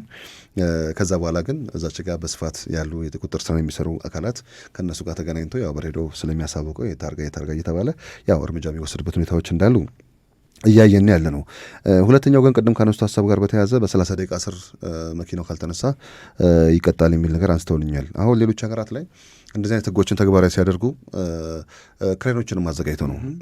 አሁን ጅቡቲ ኮሪደር ላይ የከተማው የሀገሪቱ ጉሮሮ ከመሆኑ ጋር በተያያዘ መውጫና መግቢያ ላይ በክሬን ተነስቶ ቶሎ ፈጣን ምላሽ የሚሰጡባቸው ሁኔታዎች እንዳሉ ይሰማኛል። አዲስ አበባ ላይ ትራፊክ ማኔጅመንት ሆነ ሌላውም ቢያንስ በአንድ ክፍለ ከተማ ላይ አንድ እንኳን ክሬን ተገዝቶ አደጋዎች ሲደርሱ ቶሎ ተሽከርካሪውን አንስቶ መንገዱ ለትራፊክ ክፍት አድርጎ ሌላው ነገር ያው በፕላንና በፖሊስ እዚህ ሀገር ግን ፖሊስ ካልመጣ ትራፊክ ካልመጣ ነው። ከዛም ሲያልፍ ደግሞ ኢንሹራንስም ካልመጣ ይባላል አይነሳም። የኢንሹራንስ ሰው ጋር ተደውሎ ካለበት ቦታ እስኪመጣ ድረስ ምናምን ብቻ እና ሌላ ዓለም ላይ እኮ በፎቶም በቴክኖሎጂ በተደገፈ ሁኔታ ተደርጎ በቃ ጥፋተኛው ይታወቃል። ከኋላ መጣው ከመጣ ያው ጥፋተኛው የሚታወቅበት ሁኔታዎች እንዳሉ ይታወቃል። እና ዛሬም ግን ይህን ነገር እንዳሰራር ስርዓት ያው መቀጣቱ 30 ደቂቃ ህግ ነው። መቼም 30 ደቂቃ ምን ያህል መንገድ ሊዘጋ እንደሚችል ይታወቃል። ለአደጋ ምን ሲሆናል እኮ ተሽከርካሪዎች ቶሎ ካልተነሱ ማለት ነው። ያው እሱም ያው ባለሙያው እዚህ ስላሉ ምላሽ ሁሌም ነገሮችን ማየት ያለብን ህግ መከበር አለበት። ግን ህግን ስናስከብር በየትኛው አፕሮች ነው ማስከበር ያለብን? የትኛውን ነገር ነው? አሁን በአንዳንድ ተቆጣጣሪ አካላት በከሌ በማንላቸው ተቆጣጣሪ አካላት እስቲል ነው የሰዎች ቴሌብር ላይ ሁሉ ገንዘብ እንዲያስገቡ የሚጠየቁበት ሁኔታዎች እንዳሉ ባለፈው 1-3-4 አሽከርካሪዎችን አናገሬ ነበር። ማለት ቅጣቷም ከፍተኛ ከመሆኑ ጋር በተያዘ ያንን ገንዘብ መክፈል ስለማንችል በዚህ ቴሌብር አስገቡ እንባላለን የሚል ነገር። ታውን ቴሌብሩ የማን እንደሆነ አይታወቅም፣ ወደ የት እንደሚገባ አይታወቅም። በዚህ ቁጥር አስገባ ነው የሚባለው። ሰውዬው ሲያስገባ የሚሄድበት ሁኔታዎች አሉ። አሁን የእጅ ንክኪውን ቅድም እርሶ እንዳሉት በወረቀት የስምሪት ይሰጣል የሚለውን ነገር አሁን እሱን ለማስከር ወይ መዘመንም ሊሆን ይችላል እና አንዳንድ ኃላፊነት የሚያሰማቸው ተቆጣጣሪ አካላት ጉቦ ሁሉ በቴሌብር እየተቀበሉ እንደሆነ ለማጣራት ሞክሬያለሁ እኔም ፕሮግራም ለመስራት ባሰብኩበት ሰዓት ላይ። ስለዚህ ተቆጣጣሪውን አካል ራሱ የሚቆጣጠር የቴክኖሎጂ አማራጭም ሆነ የአሰራር ስርዓትም ዘርግቶ ችግሮችን በመፍታት አደጋው እንዲቀንስ ማድረግ የሚቻልበት ሁኔታዎች እንዳሉ ይሰማኛል። 6% ማለት በአንድ ከተማ ላይ ብዙ ነው። እቺ ከተማ ሁሌ እንደምናነሳው ከኒውዮርክ ከጄኔቭ ቀጥሎ 3ኛ ዲፕሎማት ከተማ ናት። የቁጥጥር ስርዓቱ ካልዘመነ በፊት እንደሚባለው አይነት ነገሮች አሁን ይመጣሉ። ኢትዮጵያ ስር መንዳት በጣም አስቸጋሪ ነው የሚባሉ ነገሮች የተለያዩ አገራት ዜጎች ሲመጡ እኛ ሀገር ላይ ማሽከርከር ከባድ እንደሆነ አስበው ነው የሚመጡት እና ኢትዮጵያ ስር ባትነዱ የሚሉም ያው የሀገራችን መልካም ነገርን የሚያፈልጉም ሰዎች በዛ ሁኔታ ይህን ፕሮሞት ሲያደርጉ የነበረበት ሁኔታዎችም እንዳሉ ይታወቃልና አሁን እነዚህ ነገሮች ሁሉ ከማሻሻል ከመለወጥም አንጻር የተሻሉ አፕሮቾች ምንድን ናቸው? ያው እርሶም ስራው ላይም ሴክተሩ ላይም እንዳለ አንድ አካል ብዙሃኑንም የህዝብ ትራንስፖርት አካላትን ወክለው ከመምጣቱ ጋር በተያዘ በኋላ የምናነሳቸው የአሰራር ስርዓቶች እንዳሉ ሆነው ግን አሁን የተነሱ በርካታ ነገሮች ናቸው። ኢንስፔክተር ለእርሶ እድል ስጥና ሌሎቹን እየታየንባቸው እንመጣለን። መልካም ውይይቶች ጥሩ ናቸው። ጥሩ ሀሳብ ተነስተዋል። ግን ወንድሜ ካነሳቸው አንጻር ምናልባት የአፈጻጸም ችግሮች አይኖሩም ብዬ አላስብም። በየትኛውም ተቋሞች ላይ የአፈጻጸም ችግር ይኖራል። ያን የአፈጻጸም ችግር ደግሞ ተቋማት እያዩ እየፈቱ መሄድ አለባቸው የሚል ሀሳብ አለኝ እንደ ባለሙያ ማለት ነው። ነገር ግን ሀገራችን የመንገድ ትራፊክ አደጋን ለመከላከል አንዱና ዋናው ነገር የህግ ማዕቀፎችን ማውጣት ነው። ትልቁ ነገር ማለት ነው። እንግዲህ በአንድ ቦታ ላይ ኮዲፋይድ ነው ባይኖሩም እንኳን ሰፊ ህጎች የህግ ማዕቀፍ አለን ብዬ ማንሳት እችላለሁ። 5-6 አዋጅና ደንቦችን ማንሳት እንችላለን። አንድ ቦታ ላይ ብቻ ማየት የለብንም ብዬ አስባለሁ። ፍጥነት ላይ በተመለከተ የሚኒስትሮች ምክር ቤት ያወጣውን ደንብ ቁጥር 557/2016 ላይ ስንመለከት ፍጥነት ወሰንን በ50 የከለለባቸው ሁኔታዎች አሉ። በሙሉ የሀገሪቱ ክልል ላይ ነው ወይስ ከተማ ክልሎች ብሎ ማለት ነው? ግን እሱ ብቻ አሁን አዲስ አበባ ላይ ሙሉ በሙሉ በ50 ብቻ ነው ማለት የሚቻል ከተማ ላይ ማሽከርከር የሚቻለው ህጉ ነው። ይሄ ህግ ሲወጣ ግን ማየት ያለብን ዓለም አቀፍ ተሞክሮችም እንደሚኖሩ ታሳቢ ማድረግ ይኖርብናል ብዬ አስባለሁ። ሁለተኛ ደግሞ እሱ ብቻ አይደለም። አሁንም የባለሞተር ተሽከርካሪ የፍጥነት ወሰን የሚኒስትሮች ምክር ቤት ደንብ ቁጥር 492/2014 ደግሞ ስንመለከተው በተሽከርካሪ ሁላ የለየባቸው ሁኔታዎች አሉ በዝርዝር ማለት ነው። እሱን ለዋጣ ስል ነው አሁን እንትን ያለብኝ። እሱን ቀጣይ ማንሳት እንችላለን ማለት ነው። በተሽከርካሪ ጭምር ይለካቸዋል። በሰፊው ለቤት አውቶሞቢል በዚህ ያህል የጭነት የደረቅ የህዝብ እያለ ደንብ ቁጥሩን ስለያዝኩት ዳውንሎድም አድርጎ ማየት መመልከት። ሁለቱ ግን አይጣረስም። አሁን እርስዎ እንዳሉት በከተማ ክልል ላይ 50 ብለን ከዛ ደግሞ እንደ ተሽከርካሪ ደግሞ መደብ ካወጣንላቸው እንዴት ነው ሁለቱን አንድ ላይ ማስፈጸም ይቻላል? መልካም። ይሄኛው በአብዛኛውን ጊዜ ቅጣትን መሰረት ለማድረግ ይወጣ ነው። ያኛው ዝርዝር ነገሮችን ሂደት የሚያብራራ ነው። እንግዲህ ምናልባት በፍጥነት ላይ ብቻ ዙሪያ ላይ ርዕሰ ጉዳይ ይዘን እንመጣለን በሚል ሳይሆን አጠቃላይ አንዷን ጊዜ ስለመጣው በዙ ላይ ሀሳብ መስጠት እንችላለን። ነገር ግን ይሄኛው ደንብ ስንመለከተው ግን ሰፊ ማብራሪያዎችን በፍጥነት ዙሪያ የሚሰጥ ነው። ነገር ግን ዋናውና ትልቁ ነገር ምን መሆን ነው ያለበት የሚለውን ነገር ማሰብ ያስፈልጋል ብዬ አስባለሁ። በተለይ ህጉ የሚወጣው ለእኔ ነው የሚል አስተሳሰብ ማምጣት ያስፈልጋል ብዬ አስባለሁ። በተለይ ዓለም አቀፍ ጥናቶች እንደሚያሳዩት የእኛ የስራ ግምገማ ወይም የመስክ ምልከታችን እንደሚያሳየን ዋና የትራፊክ አደጋ መንስኤ ከሚባሉት መካከል አንዱ ፍጥነት ነው። ፍጥነት ካለ አደጋ አለ። ስለዚህ ይህን ታሳቢ ያደረገ የቁጥጥር ስራ እየሰራን ያለንባቸው ሁኔታዎች አሉ ማለት ነው። ስለዚህ የህግ ማዕቀፎችን ስንመለከት እንግዲህ ሰፊ የህግ ማዕቀፎች እንዳሉ ማየት ያስፈልጋል ብዬ አስባለሁ። አፈጻጸም ላይ ችግሮች ካሉ፣ ክፍተቶች ካሉ እሱን አርሞ አስተካክሎ መሄድ መልካም ነው ብዬ አስባለሁ። በተለይም ደግሞ ህጎችም ሲወጡ እኔ ቢዝነስ ኦሪየንትድ ናቸው ብዬ አላስብም፣ ወይም ገንዘብ ለመሰብሰብ ታሳቢ ተደርገው ነው ብዬ አላስብም። የመንገድ ትራፊክ አደጋውን ለመታደግ ነው ብዬ አስባለሁ። ቅድም ስናነሳው የነበረውን ቁጥር ብንመለከተው 303 ሞት እንግዲህ እኛ መስመርም ላይ በአካልም በቁጥርም ስለምንመለከተው አደጋውን መሰረት ያደረገ የህግ ማዕቀፍ ይወጣል ብዬም ነው የማስበው። ግን ይታቀዳል አይደል? ብዙ ጊዜ በምንም ታምር ከቅጣት ይሄን ያላገኘን ተብሎ ሪፖርት ሲደረግ እንሰማለን። እሱን እንግዲህ ብዙ ተቋማት አሁን ትራፊክ ማኔጅመንትም ሲያነሳውን አቶ አማረን ጠርቻቸው ነበር። በአጋጣሚ ቢገኙ ጥሩ ነበር። እንደውም ከትራፊክ ማኔጅመንት ጋር ብዙ ነገሮች ማውራት ነበረብንና ያው ግን ለመገኘት ፈቃደኛ አይደሉም። እስኪ ሳምንትም ድጋሚ እንጠራቸዋለን። የቢሮ ምክትል ኃላፊውም አቶ ዳኛቸውም ሳምንት እንደሚገኙ ቃል ገብተውልናል። በዚህ ላይ በስፋት ተወያይተን የከተማውን ችግር መፍታት ባለበት ሁኔታ ላይ ማየት ስላለብን ብዙ ጊዜ እኛ ስንሰማውን ከቅጣት ይህን ያህል ገንዘብ ተሰበሰበ ይባላል እና አንዳንድ ቅጣትን ታርጌት አድርጎ ይሄ በእንትን በምንድን ነው የሚባለው ተቋማት በሁሉም ተቋማት የራሱ በጀት አለው። በጀት የሚተዳደሩ ተቋማት ከቅጣት ይህን ያህል ተሰበሰበ ከእንትን ይህን ያህል አዌርነስ የተሰራው ስራና የመጡ ለውጦች ላይ ነው ብዙዎቹ እንደውም የድሬ ፖሊሶችን ብዙ ጊዜ ብዙ ሚዲያዎች ኮት ያደርጓቸዋል እና እኛ የምንሰራው የመንገድ ደህንነት አደጋውን ለመቀነስ ነው እና የትራፊክ ፍሰቱን ለማስተካከል ነው እንጂ እኛ ልንቀጣ አይደለም። መንገድ ላይ ወጣ ነው ያው አጥፊ አይቀጣ ማለት አይደለም፣ ይቀጣል። ግን ብዙ የሚሰሩ ስራዎችን ካየን እነ ኮሚሽነር አለሙ መርጋ ትልልቅ ስራዎችን ሰርተው ውጤቶችንም እያመጡ ነው ያሉትና አዲስ አበባና ደግሞ ድሬዳዋ ሁለቱም የፌዴራል ከተሞች ከመሆናቸው ጋር በተያያዘ የሚሰሩ ስራዎችን ወጥነት ባለው ሁኔታና በፍጹም ቅንነት ነገሮች መሰራትና መታየት ከቻሉ ብዙ ችግሮች መፍታት እንችላለን የሚል ሀሳብ ስላለኝ ነው። ይቀጥሉ ኢንስፔክተር። መልካም። ዋናውና ትልቁ ነገር መመልከት ያለብን አሁንም የትራፊክ ፍሰቱንና ጤናማ ለማድረግና የመንገድ ትራፊክ አደጋን ለመከላከል የወጡ የህግ ማዕቀፎችን እያንዳንዱን አንስተን መጥቀስ እንችላለን። ለምሳሌ አሁን የወጣውን 557/2016 ብንመለከት ሰፊ ሂደቶችን ያካተተ ዓለም አቀፍ ተሞክሮችን የወሰደ ነው ብዬ አስባለሁ። ለምሳሌ ከዚህ በፊት የነበረው ክሳችን 100 ብር ነበር። ከ6 ወር በፊት ተግባራዊ ስናደርገው የነበረው ማለት ነው። ዛሬ 1000 ብር ሲሆን ግን ቆንጠጥ የሚያደርግ ህግ ስለሆነ አሽከርካሪው በራሱ ህግን አክብሮ የመንቀሳቀስ ሂደቱ ሰፊ ነው ብሎ መውሰድ ይቻላል። ከኑሮ ውድነቱ ጋር አይገናኝም አይደል? ከምታውን ሲሉ ትልቁና ዋናው ነገር አሁንም መያዝ ያለብን ይህ ህግ ለምሳሌ 5 አካላትን ይዳኛል በቅጣት ደረጃ እንኳን። አንደኛውና ትልቁ ነገር አሽከርካሪዎች ህግን አክብረው እንዲንቀሳቀሱ የሚያደርግ ህግ ነው አንደኛው ማለት ነው። ሁለተኛው እግረኞችን ነው። እግረኞችም በተለይ ደህንነቱ የተጠበቀ የመንገድ ስርዓት እንዲኖራቸው ከማድረግ አንጻር እግረኞችንም የሚቀጣ ነው ይሄ አዲሱ ህግ ማለት ነው። ግን እስካሁን ተግባር አድርጋቸው እግረኛ ነው። በተለይ መሰረተ ልማቶች መሟላት ስላለባቸው እስካሁን ድረስ የግንዛቤ ማስጨበጫ ስራዎችን ነው እየሰራን ያለን ማለት ነው። በተለይ ኋላ እንመጣበታለን። የመንገድ ኮሪዶሩ ምን አንድምታ ይዞ መጥቷል፣ ይህም ህግ ምን አንድምታ ይዞ መጥቷል የሚለው ነገር ማየት እንችላለን ብዬ አስባለሁ። በሶስተኛ ደረጃ ባለንብረትን ይከሳል ወይም ይቀጣል። ከአሽከርካሪው አልፎ ባለንብረቶች ለምሳሌ የህዝብ ትራንስፖርት ላይ ወንድሜ ማብራሪያም እንዲሰጥበት ስለምፈልግ ተጨማሪ ከወንበሩ ከስሪቱ ከተሽከርካሪው ስሪቱ ውጪ ወንበር ጨምረው ትርፍ ሰው የሚጭኑ አሽከርካሪዎች እናያለን። ለምሳሌ ይህም ባለንብረቱን ይቀጣል። ሁለተኛ ማስተካከል አለበት ብሎ ተሽከርካሪው ማየት አለበት ነው። የተሽከርካሪው ቅርጽ መቀየር የለበትም። ትርፍ ሰው የሚጫን ይሄ ኩርሲ፣ ተጨማሪ ብረቶች፣ ወንበሮችን መሄድበት ሁኔታዎች የለም። ትርፍ ሰው እሱን ማለት ነው። በተመሳሳይ እንዲሁም በተመሳሳይ ደግሞ ተሽከርካሪው ቦሎ ካላደሰ ወይም ካላደረገም የሚቀጣባቸው ሁኔታዎችን ያስቀምጣል ባለ ንብረቱ ማለት ነው። በተመሳሳይ ማለት ነው። አራተኛ የተሽከርካሪ ጋሬጅ ባለ ንብረቶችንም ይቀጣል። ለምንድን ነው? ይህም የመንገድ ትራፊክ አደጋን ለመከላከል በጣም ትልቅ አቅም የሚሆን ነው። ገንዘቡም ከባድ ነው። እስከ 20 ሺህ ብር የሚደርስ ነው። ማንኛውም የመንገድ ትራፊክ አደጋ ያደረሰ አሽከርካሪ የፖሊስ የምርመራ ውጤት ወይም ደግሞ ሪፖርት ሳይዝ የትኛውም ጋራጅ ላይ ሂዶ ሰርቪስ ማድረግ አይችልም።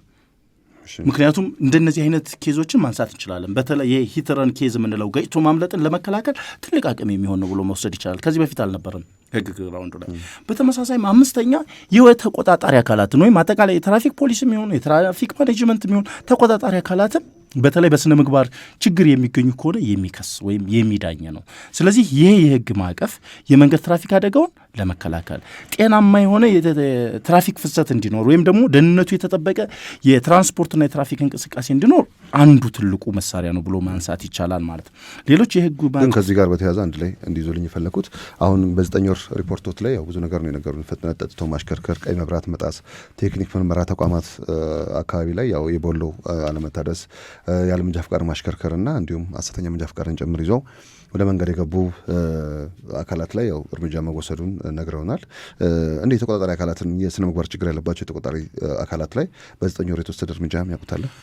መልካም እንግዲህ እንደኛ ሙሉ አሃዝ እንኳን ይዤ ባልመጣም በአጠቃላይ ይሄ ብቻ ሳይሆን ሰፊ የዲሲፕሊን መመሪያ ስላለው አዲስ አበባ ፖሊስ አጠቃላይ ከርምት ወይም ውስጣዊና ውጫዊ ተጠያቂነትን እያሰፈነ የሚሄድባቸው አሰራሮች አሉ። ውስጣዊ ተጠያቂነት እንግዲህ ከግንባታ ስራ ከቃል ማስጠንቀቂያ እስከ መጨረሻ የጽሁፍ ማስጠንቀቂያ እስከ መጨረሻው እስከ ማሰናበት የሚሄድ የዲሲፕሊን ስርዓት ነው ያለን አንደኛው ማለት ነው። ሁለተኛ የውጫዊ ተጠያቂነት እስከ ወንጀል ተፈጽሞ ሲገኝም የወንጀል ተጠያቂነትን እያሰፈነ የሚሄድባቸው ሁኔታዎች ነው ያሉ።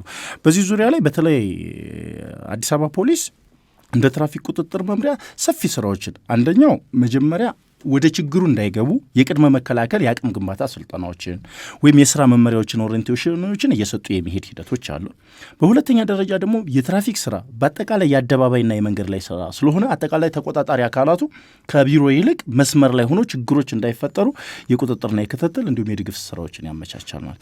ከዚህ አልፎ የሚመጡ ሂደቶችን ግን የሚታገስበት አንዳችም ነገር የለም በአሁኑ ሰዓት ማለት ነው። በሶሻል ሚዲያ የምንበለው በተለይ ደግሞ የኛ የነጻ የስልክ መስመር ቁጥር 67 ጥቆማዎችን አቤቱታዎችን መስጠት ይቻላል። በተመሳሳይ ደግሞ ፌዴራል ፖሊስ በአዘጋጀው ሲቲዝን ኢንጌጅመንት ማንኛውንም ጥቆማ፣ አስተያየት፣ አቤቱታ በጽሁፍ በምስል በድምፅ ልኮ ወዲያውኑ ሪስፖንስ የሚሰጥባቸው አሰራር ቴክኖሎጂዎችን ተጠቅሞ ማለት ነው። በአካል ገጽ ለገጽ መጥቶ ማንኛውንም አቤቱታ የሚሰማበትን ሂደት ሰፊ አውድ ፈጥረን እየሰራን ያለንባቸው ሁኔታዎች አሉ ማለት ነው። ስለሆነም እንደ ትራፊክ ቁጥጥር መምሪያ ስንመለከተው ችግሮችን እያስተካከለ እያረመ ጥሩ ተሞክሮችን ደግሞ እያሰፋ የሚሄድባቸው ሁኔታዎች አሉ ማለት ነው። በተለይ ደግሞ የኛ ስራ ደግሞ እንደሚታወቀው የአደባባይ ስራ ነው። ስለዚህ ሰፊ የመንግስት አካላትም ህዝብም ሁሉም አካል የሚያየው ስራ ስለሆነ ሰፊ ትኩረት ተሰጥቶ እየተሰራ ያለባቸው ሁኔታዎች አሉ ማለት ነው። በተለይ ለውጡን ተከትሎ አመራሩ ትኩረት አድርጎ ከሚሰራባቸው አንዱና ዋናው ነገር በዚህ ስራ ላይ ነው። በተለይ አገልግሎትን ተደራሽ ከማድረግ አንጻር የመንገድ ትራፊክን አደጋ ለመከላከል ቴክኖሎጂዎችን ተጠቅሞ ቁጥጥሩ ከማድረግ አንጻር ምን ቴክኖሎጂ ያላችሁ እስቲ አሁን እንደ ከተማ እቺን ከተማ እንደሚመጥን የአሰራር ስርዓት የቴክኖሎጂ አማራጮችን በብዛት ጥቅም ላይ ከማዋል አንጻር ብዙ መሰራት ያለባቸው ነገሮች እንዳሉ ይሰማናል። አንዳንዴ ተቋማትን የሚመሩ አካላት ያስፈልጓቸዋል ወይ ደግሞ ከተማውን ለሚያስተዳድሩ አካል ደግሞ ያን ነገር ባለማቅረብ ምክንያት ያ ነገር ሳይገዛ ቀርቶ የቁጥጥሩን ስራ በተለመደው ሁኔታ ብቻ የሚሆንበት አሁን ብዙ ነገሮችን ስናይ አሁንም ከእጅ ጋር ንክኪ ባለው ሁኔታ ነው ስራ እየተሰራ ያለው። አንዳንዴ ትራፊክ ሞተረኞቹ ደረት አካባቢ ላይ የሚደረግ ካሜራ አንዳንድ የቁጥጥር ስራዎችን ሲያደርጉ እናያለን። ግን ሁሌም ይሄ ነገር ይበራል አይበራ የሚለውን ነገር ሌላ የሚያነጋግሩ ነገሮች ናቸው። አላስፈላጊ ነገር ሊጠቀሙት ሲፈልጉ ያበሩታል ካሜራውን።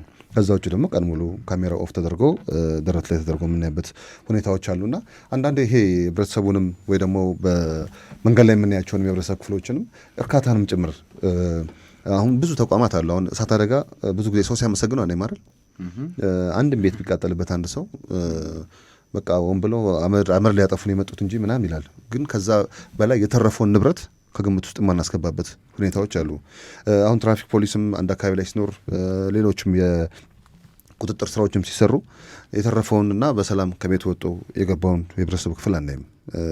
ግን የተወሰኑ መንገድ ላይ የማይገባ ባህሪ ያሳዩ ተቆጣጣሪ አካላትን ነው እንደዚህ አድርጎ ደግሞ ብዙ ጊዜ ይሄ ነገር ይታወቃል። ተደጋጋሚ አንዳንዴ ስማቸውም ወደ እናንተም ወደ ኃላፊዎቹ ጋር የሚመጡም የተቆጣጣሪ አካላትም እንዳሉ ይሰማኛልና አንዳንድ የህብረተሰቡን እርካታ የምትለካበት የራስ የአሰራር ስርዓት መፍጠር ካልተቻለና ያለንም የተገዛልን የቴክኖሎጂ አማራጭንም በአግባቡ ካልተጠቀምክ የቁጥሩን ስራ ራሱ ሽባ የሚያደርግበት ሁኔታዎች ከመኖራቸው ጋር በተያያዘ እዚህ ላይ በስፋት እንወያያለን። አደጋው ያው እየቀደመን ነው እየሄደ ያለው በእኛ ከፌዴራል ፖሊስ በምናገኘው አዲስ አበባ ላይም የአዲስ አበባ ፖሊስ በሚሰጠን መረጃ መሰረት ነው ይሄን ያህል ቁጥሮች እያልን ያለ ነው። ሌሎቹ ደግሞ አካላት በርካታ ቁጥሮችን ነው የሚያነሱት። እነ ደብሊውኤችኦ ኢትዮጵያ 10 በአመት ይሄን ያህል ሰው ይሞታል ብሎ ከ10 ሺህ በላይ ቁጥሮችን ከፍ የሚያነጉበት ሁኔታዎች እንዳሉ ይታወቃል።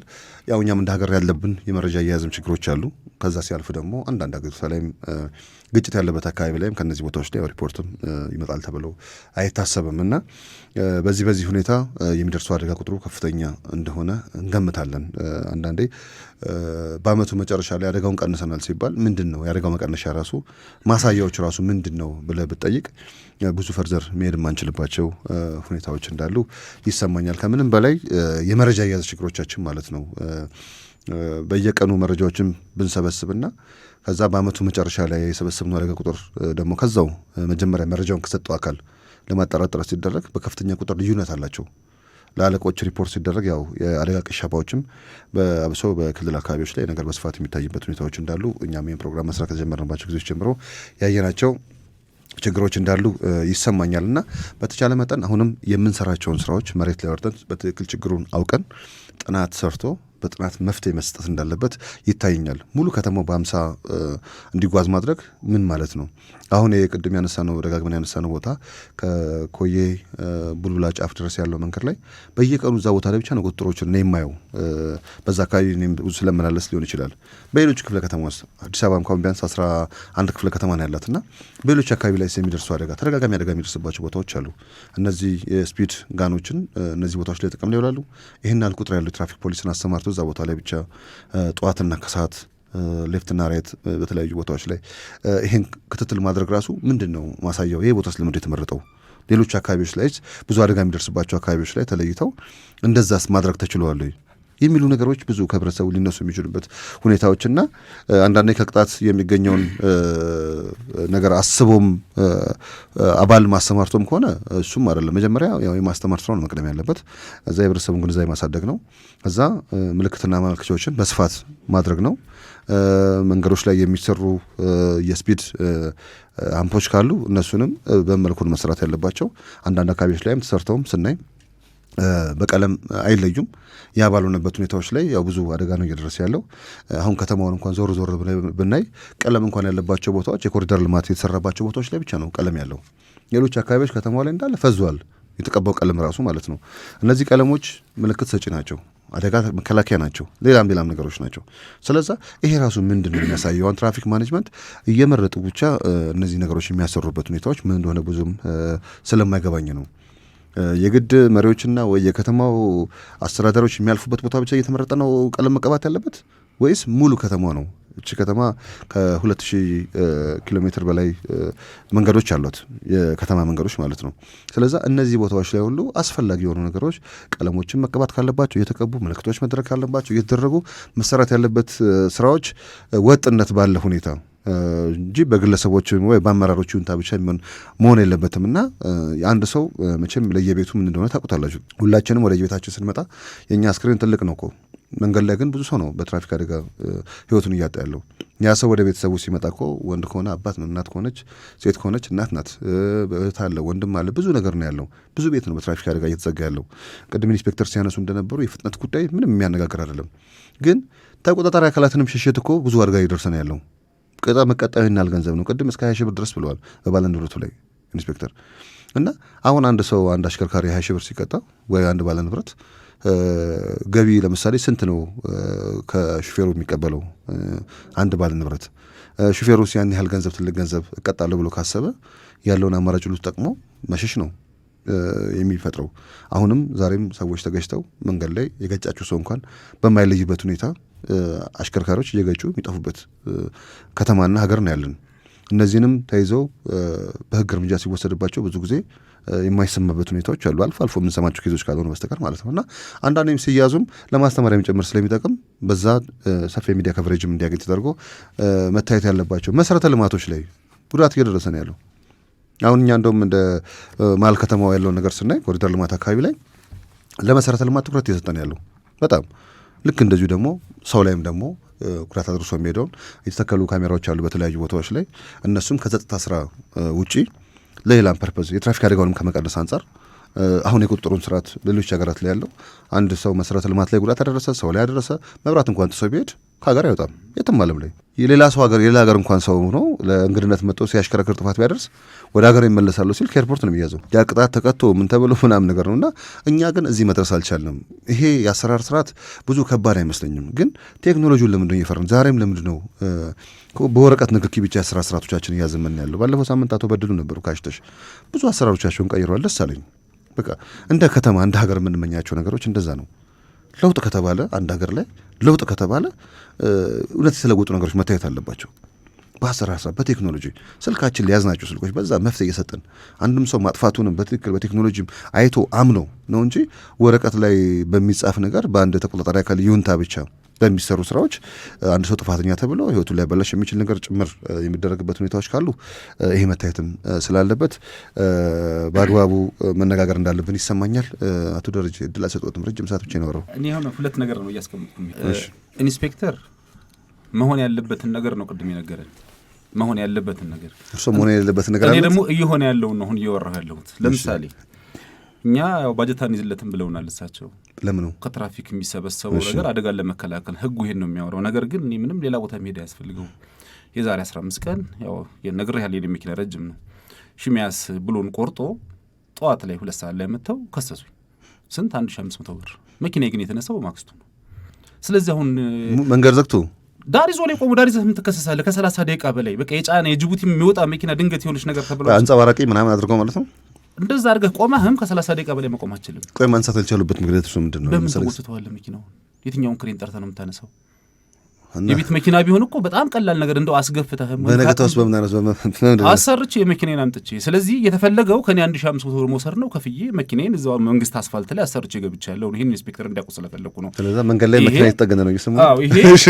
ይሄ አሁን 1500 ብር ፍለጋ ካልሆነ በስተቀር ቅድም እንዳልከው ትራፊክ ፖሊስ ክሬን ኖሮት 30 ደቂቃ ጠብቆ መኪናውን የሚያነሳበት አግባብ ካለ የክሬኑን ጭምር ቻርጅ አድርጎኝ እኔን ተገላገልኩ።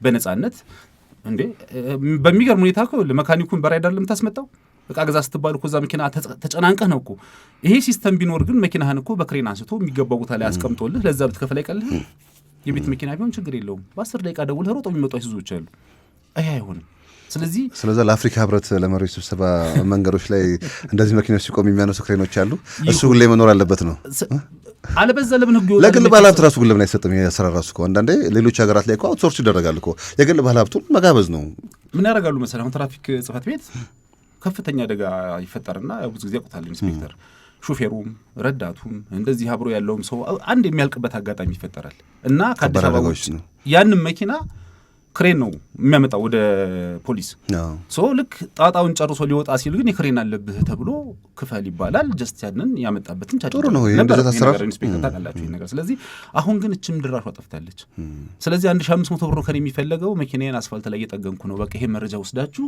ክሬን አዘጋጁ ነው በቃ ሌላ ነገር አይደለም የግለሰብም ደግሞ ይሄን ነገር የሚያስተካክል ከሆነ መንግስት ለዚህ መስጠት ከቻለ እንጂ ከኔ አሁን እየሆነ ያለው ነው የተናገርኩት ኢንስፔክተር መሆን ያለበትን ነው የነገረን ያለው ስለዚህ 1500 ብር ከኔ ተፈልጓል ከፍ ያለው ነው ሌላው የሚወጡት ህጎች አሁን ለምሳሌ 100 ብር ክስ በነበረ ሰዓት ላይ የነበረው ነገር እናውቃለን አሁን ኢንስፔክተር እንዳለን 1000 ብር ሲሆን ህጉ ተከብረዋል ነው አይደለ እኛ ደግሞ ስምምነት ተፈጥሯል እያልኩ ነው ያለሁት ስምምነት ለምሳሌ አንድ ታክሲ አደጋ ላደርስም ብላችሁ ነው የተስማማችሁት ሳውራ ይገባል በደንብ አሁን ለምሳሌ አንድ ታክሲ ደርቦ ሲቆም ስንት ነበር የሚከሰሰው 100 ብር እሺ በቃ መንገድ ዘግቶ ከሆነ ትራፊክ ፖሊስ መጥቶ ያለምንም ድርድር ከሶ ትሄዳል እንጂ ከ100 ብር ላይ ምንም ተሸራርፋ የምትወርድ ነገር የለችም ሹፌሩ 100 ብር ነው የሚከፍለው 1500 ብር ከሆነስ ምንም የሚያወሩ ይመስላል ሹፌሩና ትራፊክ ፖሊሱ ስለዚህ እንዲህ አይነት ነገሮች ሲመጡ መጀመሪያ ህጉ መሬት ላይ የሚፈጸምበትን መሬት ሳሰራ ብሩን ብታንጠለጠለው መሬቱ ሳይኖር አሁንም ሁለት አካላት ይጠቀማሉ ትራፊኩ ግግም ካለ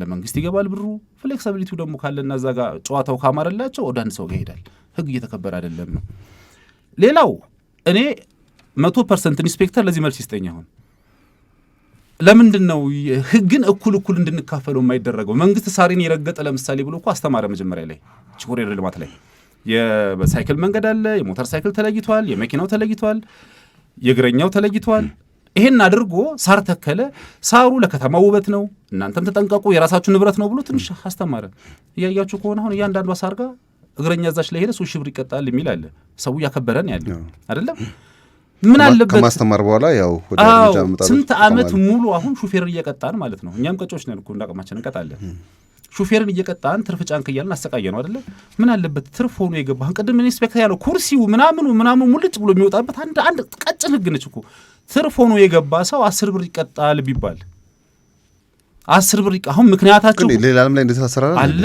ትርፍ ምንም ህግ እንዴ እኔ 20 ሰው ጭኜ እየሄድኩኝ ግን አሽከርካሪው እኮ ነው ሞራል ኃላፊነት ይሸከም ይገባው አይደል ትራፊክ ሹፌሩ ለምሳሌ አሁን ይሄን ህግ አንድ ወቅት ላይ እንደውም ቢሮ አካባቢ ነው በቃ ውጪ ይሄ ተሞክሯል ይሄን ለማድረግ ግን የኛ ሀገር ስራ ይረፍድበታል እንዲህ ይሆናል ታክሲ ምናምን ማት መረጃ ሰጡን ይሁን አብዛኞቹን ህጎች ከውጪ ያመጣው ላይ ተገብሯቸው እንደው ከውጭም አይምጣ ነገር ግን አሁን እኛ 25 ሰው መያዝ ያለበት አይሱዙ 50 ሰው ያዘ ያለቀብን ያለ ነው አይደለ አይሱዙ ከተት ማለት አዎ 12 ሰው መያዝ ያለበት ሚኒባስ በቀደም ሰምታችኋል ዘግናኛ አደጋ እግዚአብሔር መቼም ሞታ ላጋጠመው ኢንስፔክተር 18 ሰው ይዞ ገደል የገባው ነፍሰ ጡር ነበረች ህጻናቶች ነበሩ እንደው ሞትን ስለምንፈራው ካልሆነ በስተቀር እኮ ስንት አካል ጉዳት እኮ ከሞት ያልተናነሰ አደጋ ሊፈጠር ይችላል ስለዚህ ትርፍ ሆኖ መኪና ውስጥ የገባም ሰው 10 ብር ይቀጣል ቢባል እኮ እኔም ተቀጣህ ገባልኝ ማለት መብት አይኖረኝም ሰውየውም ትርፍ ሆኖ አይገባም ልክ እንደ ሳሯ ከሳሩ ይሻላል ከየትኛው ነው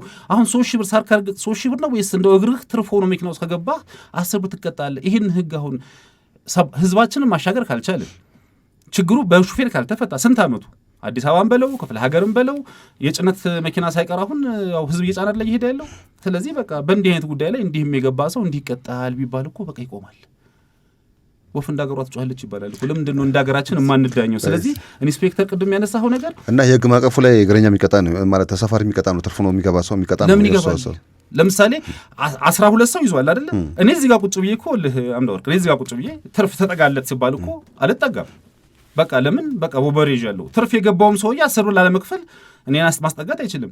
ህግ አስከባሪውም ደግሞ አሁን እኮ በቃ ደንብ አስከባሪዎች ምን ስራ እየሰሩ ነው አይደል ያሉት። ስለዚህ ህዝብ እንዳያልቅብን ከሆነ ህጋችንን ማስተካከል ተፈጻሚ የሚሆን ነገር ማድረግ ነው። ሌላው ባለንብረት ይከሰሳል። እኔ ይከሰስ እዛ ላይ ጥያቄ የለብንም።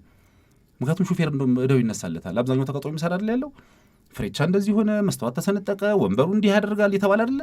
ይጽዳ እስቲ እውነት የሚጸዳ ከሆነ። እኔ እንደውም ብዙ ጊዜ ኮምፕሌን ማቅረብ የነበረው እነዚህ የቴክኒክ ምርመራ የሚያደርጉ ተቋማት ላይ ነበር። ግን እነሱም ደግሞ የሚያነሷት ነገር አለች። አምደርቀው ታውቃለህ። ምክንያቱም እያንዳንዱ ሹፌር ያው ቃተዋው ሰው ነው። እውነት ነው ተናለ ዛሬ የምናወራው ስፖርት ጎማውን የሳት ሀገር ማጥፊያውን የሆነ ነገሩን ይዞ ይገባል ከጓደኛው።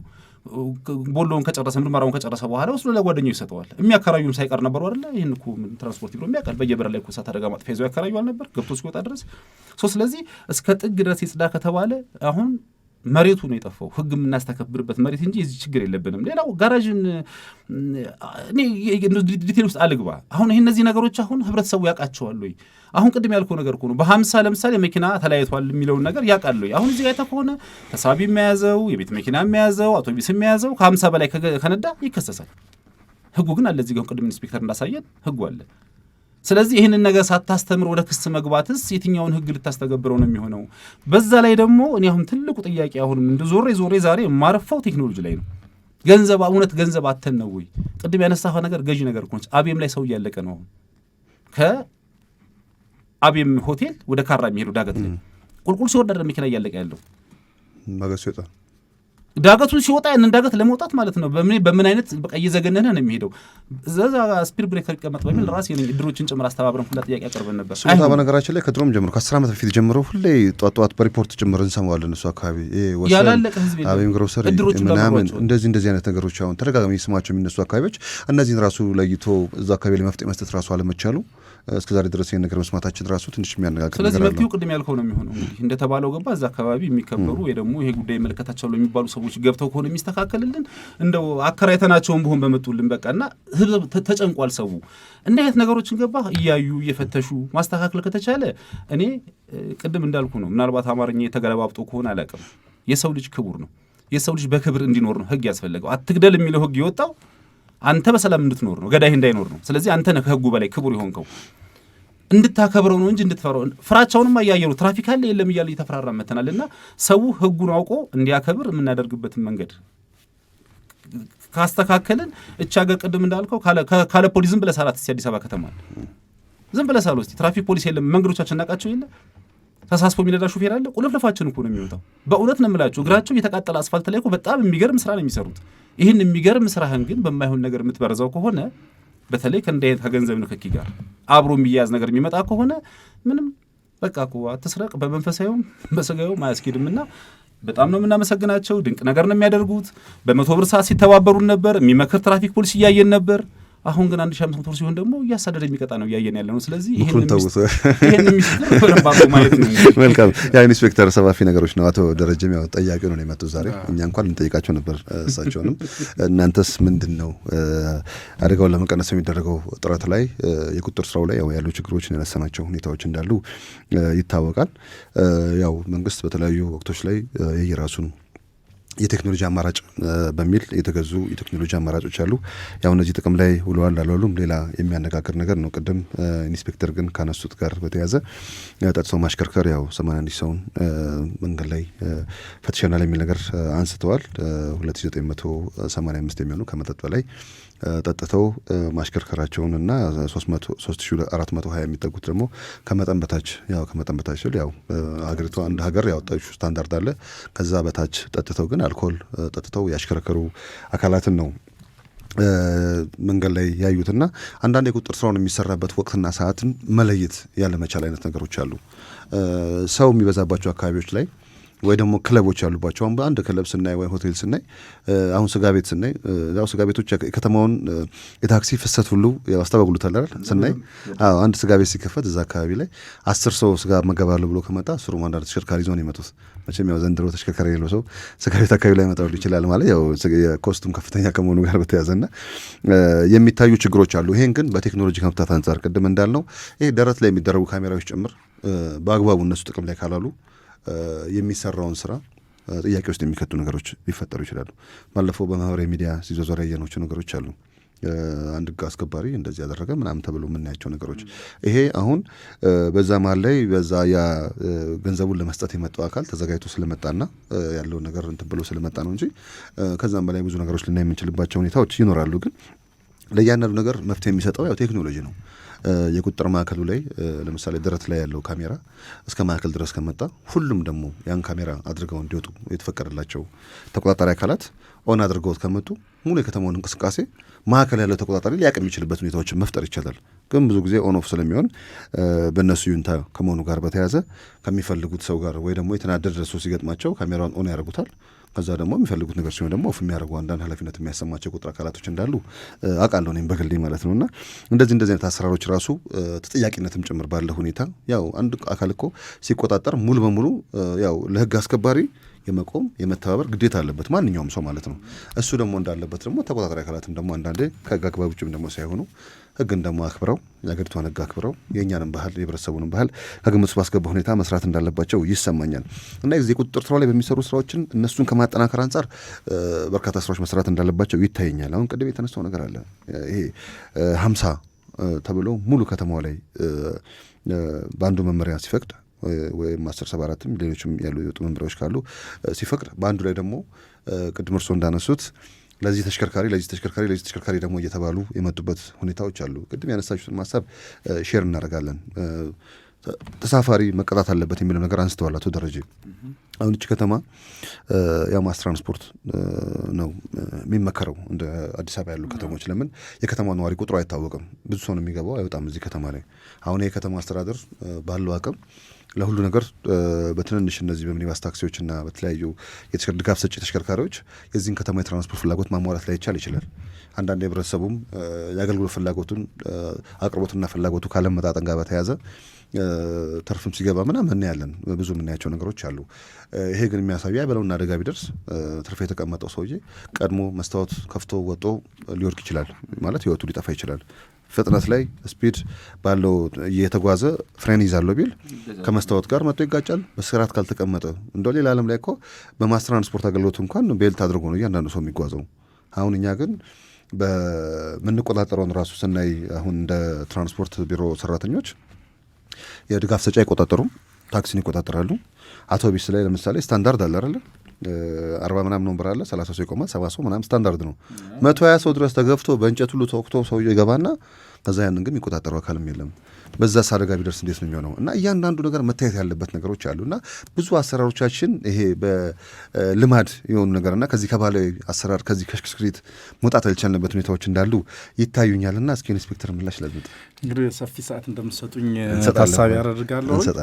በተለይ ነገሮችን ከግል ወጣ ብሎ እንደ ሀገር ማየት መመልከት ያስፈልጋል ብዬ አስባለሁ። ለምሳሌ ቴክኖሎጂን በተመለከተ የተነሳው ነገር ኋላ ሰፊ ማብራሪያ ያሰጥበታለሁ ብዬ አስባለሁ። እንደ ትራፊክ ቁጥጥር ምን ቴክኖሎጂዎችን እየተጠቀምን ነው አሁን ባለው ሁኔታ፣ ቀጣይስ ምን ታስቧል የሚለው ነገር ሄድበታለሁ። ነገር ግን የህግ ማዕቀፎችን አሁንም ትኩረት አድርጌ ማለፍ ፈልጋለሁኝ። በተለይ እኔ አሁን ሰፊ ክፍተት አለብን ብዬ አላስብም። ክፍተቶች በተለይ እየተሞሉ የሚሄድባቸው ሁኔታዎች ስላሉ የህግ ማዕቀፎች ማለት ነው እታች ድረስ መመሪያዎች ወርደው ስላሉ ማለት ነው። ለምሳሌ ወንድሜ ቅድም ሲገልጻቸው እንደነበረው በተለይ ከተማችን የማስ ትራንስፖርትንም ይሁን በተለይ የህዝብ አገልግሎትን ጤናማ ከማድረግ አንጻር ከተማ አስተዳደሩ ወይም የትራንስፖርት ቢሮ ራሱን አስችሎ የከተማ የህዝብ ትራንስፖርት ስምሪት አገልግሎት የዲሲፕሊን አፈጻጸም መመሪያ ቁጥር 1/2009 በሰፊ ያስቀመጠባቸው ሁኔታዎች አሉ። በተለይ ከረዳት እስከ አሽከርካሪ እስከ ትራንስፖርት ማህበራት እንዲሁም ደግሞ የባለስልጣኑ ስልጣንና ኃላፊነት የሚሉ ዝርዝር ህጎችን ያስቀመጠባቸው ሁኔታዎች አሉ ማለት ነው። ይህን ስንቱ ሰው አይቶታል፣ ስንቱ ሰው ይከታተለዋል የሚለውን ነገር ከባድ ነው የሚሆንብኝ፣ ምክንያቱም አሁን ስታነሰው ከነበረው አንጻር ማለት ነው። ሁለተኛ ደግሞ ህብረተሰቡ ማወቅ አለበት የሚለውን ነገር በተለይ ሰፊ የግንዛቤ ማስጨበጫ ስራዎች እየተሰሩ ያሉባቸው ሁኔታዎች አሉ በየተቋማት ማለት ነው። ነገር ግን ደግሞ ማወቅ ያለብን ማንኛውም በነጋሪት ጋዜጣ ታትሞ የሚወጡ ህጎችን ማንኛውም ህዝብ ወይም ህብረተሰብ የማወቅ ኃላፊነትና ግዴታ እንዳለበት ህጎች ራሱ ያስቀምጣሉ በትክክል። በተመሳሳይም ደግሞ ህግን ያለማወቅ ከተጠያቂነት አያድንም ብሎ ያስቀምጣል ማለት ነው። ስለዚህ ህጎችን አውቆ ተግባራዊ ማድረግ ለነዛም ደግሞ አመንድመንት የሚያስፈልጋቸው ወይም ማሻሻል የሚያስፈልጋቸው ከሆነም ግብረ መልስ ለመስጠትም ትልቅ አቅም ይሆናሉ ብዬ አስባለሁ ማለት ነው። ስለዚህ ሰፊ የህግ ማዕቀፍ እንዳለን ጊዜ የለም እንጂ ማንሳት ይችላሉ ከወንጀል ህጋችን ጨምሮ ማለት ነው። የወንጀል ህጋችን የመንገድ ትራፊክ አደጋን ለመከላከል የትኛው አንቀጽ ላይ ምን ይላል የሚለውን ነገር ማንሳት እንችላለን። ከዛ ውጭ ደግሞ አዋጅ ቁጥር 799/2005 በተለይ የተሽከርካሪ የሶስተኛ ወገን ለምን ይጠቅማል? በተለይ ማህበራዊና ምጣኔ ሀብታዊ ሂደቶችን ለማሳለጥ እጅግ በጣም አስፈላጊ ነው። ለምሳሌ በነገራችን ላይ ከዛሬው ውይይታችን ጋር የሚገናኝ ነገር ካለ እርስዎ የሚያስታውሱት ነገር ካለ ወንጀለኛ መቅጫ ላይ የሚሆኑን ሌላም ያሉ ደንቦች ካሉ እያያዝን እያነሳናቸው መሄድ እንችላል። መልካም። ለምሳሌ ገጭቶ ማምለጥን የወንጀል ህጋችን ያስቀምጠዋል። የትራፊክ አደጋ ኃላፊነት በጎደለው መንገድ አሽከርክሮ አደጋ ካደረሰ ምን ያህል እንደሚቀጣ የሚያስቀምጥባቸው ሁኔታዎች አሉ ማለት ነው፣ የወንጀል ህጋችን ላይ ማለት ነው። በተለይ ከአደጋውን ከመከላከል አንጻር ቅጣቱን የሚያስቀምጥበት የሚደነግግባቸው ሁኔታዎች አሉ ማለት ነው። የሶስተኛው ወገን አዋጃችንም ስንመለከት በተለይ ገጭቶ ያመለጠ አሽከርካሪ ቢኖርና የተጎዳ ሰው ቢኖር ገንዘብ ማን መክፈል አለበት፣ ያ በትራፊክ የተጎዳ ሰው ወዲያውኑ ታክሞ መውጣት እንዲችል የሚያስችሉ ህጎች አሉን ማለት ነው። የመንገድ ትራፊክ አደጋውን ከመከላከል አንጻር በተለይ ደግሞ የመንጃ ፍቃድ የአሽከርካሪ ብቃት ማረጋገጫ ፈቃድ አዋጃችን ስንመለከተው እየተሻሻሉ አሁን የደረሰባቸው ሁኔታዎች አሉ ማለት ነው። ሰፊ የህግ ማዕቀፎች አሉ ማለት ነው። ቅድም ስገልጸው እንደነበረው በተለይ ፍላጎት ስላለው ንብረቱ ስላለው ብቻ በመንገድ ላይ ተሽከርካሪ ይዞ የሚወጣን ግለሰብ ያው የህግ የሚያስይዝ ነው ብሎ መውሰድ ይቻላል ማለት ነው። ምንድነው የተቀጡት? እነዚህ ያለ መንጃ ፈቃድ እስከ 8,000 ብር ያስቀጣል ቅጣቱ ማለት ነው። በገንዘብ ደረጃ ነው እስካሁን ባለው ሁኔታ ማለት ነው። ነገር ግን ቀጣይ ምን መሆን አለበት እንደ ባለሙያ ምክር ሀሳብ የምንሰጥባቸው ሁኔታዎች ህጎች ላይም ያለ መንጃ ፈቃድ የሚያሽከረክሩ ወይ ፎርጀሪ መንጃ ፈቃድ ይዘው የመጡት ሰዎችን በወንጀል የሚጠይቅ አካል የለም። በፎርጅድ የሚሆነውን የወንጀል ተጠያቂነት አለው። ሐሰተኛ ሰነድ በማዘጋጀት ያለ ሰነድ ስታዲየም ማሽከርከር ይሄኛው ወንጀል ብሎ አላስቀመጠውም ህጉ ላይ ማለት ነው። ያኛውን አስቀምጧል ላይ ጨምር ማለት ነው። አዎ። ስለዚህ ከዚህ አንጻር ማየት ያስፈልጋል ብዬ አስባለሁ። ቀጣይ እንግዲህ እንደ ህግ ባለሙያ ማለት ቀጣይ ምን መሆን አለበት ቢባል የወንጀል ተጠያቂነት መኖር አለበት ብዬ አስባለሁ። ምክንያቱም ከሚደርሰው አደጋ አንጻር ማለት ነው። እንግዲህ ሶስተኛ አዋጆችን ማንሳት እንችላለን። አዋጅ ቁጥር 681/2002ን ስንመለከት የተሽከርካሪ መለያ መመርመሪያና መመዝገቢያ አዋጅን ለምሳሌ በተለይ ያለ ሰሌዳ ማሽከርከር፣ የተደመሰሰ ሰሌዳ ማሽከርከር፣ የራሱ ያልሆነ ሰሌዳ ተጠቅሞ ማሽከርከር፣ በተመሳሳይም ደግሞ በአመት አንድ ጊዜ የተሽከርካሪ ምርመራ ማድረግ አለበት ብሎ ያስቀምጣል እዚህ አዋጅ ላይ ማለት ነው። ይህን ሲያደርግ ምን ይቀጣል? የእሱ ያልሆነን የተሽከርካሪ ብቃት የቴክኒክ ምርመራ ለጥፎ የሚገኝ እኮ አሽከርካሪ የወንጀል ተጠያቂነት እንዳለበት ያስቀምጣል ማለት ነው። ከዛ ባሻገር እንግዲህ እና 557ን ማንሳት እንችላለን። ቅድምም ስገልጸው እንደነበረው ደግሞ የእሱን ማስፈጸሚያ ዝርዝር ደግሞ የፍጥነት ደንባችን ላይ ብንመለከተው አዋጅ ደንብ ቁጥር 492/2014 እስከ መንገዱ ነባራዊ ሁኔታ ሁላ በዝርዝር የሚያስቀምጥባቸው ሁኔታዎች አሉ ብሎ መውሰድ ይቻላል ማለት ነው። መግቢያም ጋር ሲገልጸው እንደነበረው በተለይ ከጥር 1 ጀምሮ ነው ተግባራዊ እያደረግን ያለ ነው ይሄን የህግ ማዕቀፍ 2017 ማለት የትኛውን ደንብ ቁጥር 557 ደንብ ቁጥር 557/2016 አጠቃላይ የተሽከርካሪን እግረኛን፣ የተሽከርካሪ ባለንብረትን፣ የጋራጅ ቤት ባለንብረትን እንዲሁም የትራፊክ ተቆጣጣሪን የሚዳኝ ነው። ይህን ከማድረግ አንጻር ይኸው ህግ ሲመጣ እንግዲህ ማቀብ ነው አንድን ነገር እንዳታደርግ ማለት ነው። ለማህበረሰቡ ወይም ለሀገር ይጠቅማል የሚለውን ነገር ማለት ነው። በተለይ አሁን ቅድም ሁለታችሁም ያነሳችሁት ነገር አለ ስለ ፍጥነት ዙሪያ። እኔ ግን ለየት ያለ አስተሳሰብ ነው ያለኝ ፍጥነት ላይ በምን ሁሉም በየራሱ ፕሮፌሽን የየራሱ ይዛል። መልካም ብዙ የዓለም አቀፍ ተሞክሮችም እንደሚያሳዩን ከሆነ በተለይ እኔ ከህጉም በላይ መጀመሪያ ራስን ማቀብ ወይም ራስን መገደብ የሚለውን ነገር ወስደዋለሁ። ምክንያቱም የሰው ልጅ በአሁኑ ሰዓት ተፈጥሮን ገድቦ ሰብል እያዘመረ ነው አይደል? ተፈጥሮን ገድቦ ኃይል እያመነጨ ነው። እንዴት የሰው ልጅ ፍጥነትን ገድቦ እንዲሁም ጠጥቶ ማሽከርከርን ገድቦ እንዴት የመንገድ ትራፊክ አደጋን አይከላከልም ብዬ አስባለሁ። ምክንያቱም መስመር ላይ ስለማየው ማለት ነው። ግን የት ሀገር የትኛው ከተሞች ተሞክረው ነው? መቼም አንዳንዴ ስታንዳርድም ሲወጣ ያው ስታንዳርድ ነው የሚባለው አይደል? ስታንዳርድም ሲወጣ ከተለያዩ አካላት አዶፕት ይደረጋል አይደል? የትኛው አፍሪካ ሀገር ነው እስቲ ለምሳሌ በከተሞች ላይ 50 ብሎ ገድቦ እየሰራ ያለውና የትኛው ሀገርስ ተሞክሮ ነው እኛ ጋር የመጣው? እንግዲህ ምን አለ መሰለህ፣ አንደኛ በተለይ የየሀገራት ነባራዊ ሁኔታ የሚታይባቸው ሁኔታዎች አሉ። በተለይ ፍጥነትና ጠጥቶ ማሽከርከር ላይ ዓለም አቀፋዊ እንደሆኑ መቼም ከዚህ በፊትም ስንወያይባቸው ለምሳሌ እንደው ጠጥቶ ማሽከርከር አንድ አሜሪካ ግዛት ውስጥ ሰሌዳ ራሱ ውስኪ ፕሌት የሚለጠፍባቸው ሁኔታዎች አሉ እስከዚህ ድረስ ማለት ነው። ምክንያቱም አደጋው ከባድ ስለሆነ ማለት ነው። ስለሆነም ከፍጥነት አንጻር አሁንም ማየት ያለብን መመልከት ያለብን በመሰረቱ ህጋችን 50 ብሎ ያስቀምጠው እንጂ ዝርዝር ነገሩ ላይ ግን በዝርዝር የሚያስቀምጠው በተለይ አንድ አሽከርካሪ ፍጥነቱን መወሰን ያለበት ራሱ ነው ብሎ ያስቀምጣል። ከህጉ ባሻገር ግን 50 ብሎ ማለት ነው። ለምሳሌ ተቆጣጣሪ አካል ግን 50 ነው። ከ50 በላይ ካሽከረከረ ሊቀጣ ይችላል። አዎ ግን ተጨማሪ እርስ በርስ እንዳይጠርስ ነው አሁን ያነሱልኝ። በራሱ ከ50 በላይም ብቻ አይደለም ከፍጥነት በታችም ካሽከረከርክ ትቀጣለህ። መልካም ቆይ እስኪ ጨርሱ እናሳቸው ከዛ በዚህ ላይ ደግሞ እንወያያለን። አንደኛ ከፍጥነት በታችም ስታሽከረክር ለመንገድ ትራፊክ አደጋ መንስኤ የምትሆንባቸው ሁኔታዎች አሉ። ለትራፊክ ፍሰትም ምክንያት የምትሆንባቸው ሁኔታዎች አሉ። ስለዚህ በመሰረቱ አገራችን ኢትዮጵያ የዓለም አቀፍና አህጉር አቀፍ ስምምነቶችን የተቀበለችባቸው ሁኔታዎች አሉ። በተለይ 2021 ላይ ቪየና ኮንቬንሽንን ስትቀበል በተለይ ዓለም አቀፍ የመንገድ ላይ ምልክትና ማመላከቻዎችን እንዲሁም ደግሞ የመንገድ ላይ ቅቦችን መሰረት ያደረገ ስምምነት ነው ማለት ነው። ስለሆነም ዓለም አቀፋዊ ናቸው ምልክቶች ለማለት ፈልጌ ነው። 50 ነጥሮልኛው። ስለዚህ በአጠቃላይ ዝርዝራችን የሚያስቀምጠው ህጉ ላይ በተለይ አንድ አሽከርካሪ ፍጥነት ላይ ያለውን ነባራዊ ሁኔታ ሲያስቀምጥ በተለይ የአየር ሁኔታውን ነባራዊ ሁኔታ በማድረግ የመንገዱን ሁኔታ እንዲሁም ደግሞ የትራፊክ እንቅስቃሴውን መሰረት በማድረግ መንቀሳቀስ አለበት ፍጥነት ላይ ብሎ ያስቀምጣል ህጉ ማለት ነው። በተመሳሳይም ደግሞ በከተሞች ላይ 50 መሄድ አለበት ብሎ ያስቀምጥባቸው ሁኔታዎች አሉ ማለት ነው። በሀገር ከተሞች ናቸው። አሁን እኮ በርካታ ከ10 ሺህ በላይ የሚሆኑ ከተሞች አሉ እኛ አንድ ሀገርና የትኛው ከተማ ላይ ነው? ሁሉም ከተማ ላይ ተግባራዊ የሚደረገው ህጉ አገራዊ ነው ይሄኛው ህግ ማለት ነው። አይ ለምሳሌ በመሰረቱ 10 መኪና መንቀሳቀስባቸው ከተሞች አሉ። ከተማ ግን ተብሎ የከተማ ስያሜ በዚህ በኮንስትራክሽን ሚኒስቴር በምናምን እንትን የሚወጣባቸው ከተሞች አሉና ህጎች ሲወጡ ግን ለረጅም ጊዜ ያገለግላሉ ተብሎ ነው። ለምሳሌ አሁን በተለይ ህጎች በየጊዜው ይሻሻሉ እንጂ 1956 የወጣውን ህግ ብንመለከተው ለምሳሌ ጠጥቶ ማሽከርከር ክልክል ነው ብሎ ያስቀምጣል ማለት ነው። በህግ ዙሪያ ላይ ማለት ፍጥነትንም በተመሳሳይ ያስቀምጥ ነበር። ነገር ግን ስራዎችን የጀመርናቸው መቼ ነው? ከ2009 በኋላ ነው የተጀመሩት አይደል? ይሄ ከምን አንጻር ነው? በዛን ጊዜ ይህንን ማድረግ የሚችል አቅም ስላልነበረ ወይም መሳሪያዎች ወይም ቴክኖሎጂዎች ስላልነበሩ ፍጥነትና ጠጥቶ ማሽከርከርን መቆጣጠር አልቻልንም ነበር አይደል? ነገር ግን ህጉ ስለነበረ ባለበት ቀጥሏል።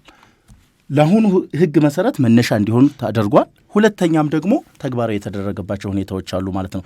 ለምሳሌ አደንዛዥ ወስዶ ማሽከርከር አይችልም ብሎ ያስቀምጣል ህጋችን ላይ አሁን ማለት ነው። አሁን ባለው ሁኔታ ግን ምርመራ አልጀመርንም።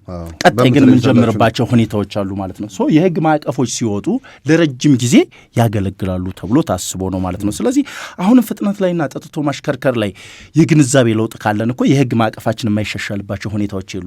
አሁን ግን ስናያቸው አብዛኛውን እኔ አሁን ለሚዲያ ራሱ ሰቅጠጥ የሚያደርጉ አደጋዎችን መግለጽ እችላለሁ። ይህን ስንመለከተው ደግሞ ማስተማሪያ ከሆኑና ከዚህ ሀሳብ ጋር የሚገናኙ ከሆነ ያንሷቸው። በተለይ በማታው ጊዜ የሚደርሱ አደጋዎችን ስንመለከተው ቅድም ሲገልጸው እንደነበረው ገጭቶ ማምለጥ ወይም ይሄ ሂትረን ኬዝ የምንለው ማለት ነው። እያዛሉ ምን ያህል ፐርሰንት እያዛሉ ገጭቶ ከማምለጥ ጋር ተያዘ? እሱንም እያነሳን እንሂድ። አንዳንዴ የሞራልን የዲና ተጠያቂነትም ጉዳዮችም እንዳሉ ነው ማለት ነው። ሞራል ያለው ሰው የሆነ ሰው እንደዚህ ነገር አያደርግም።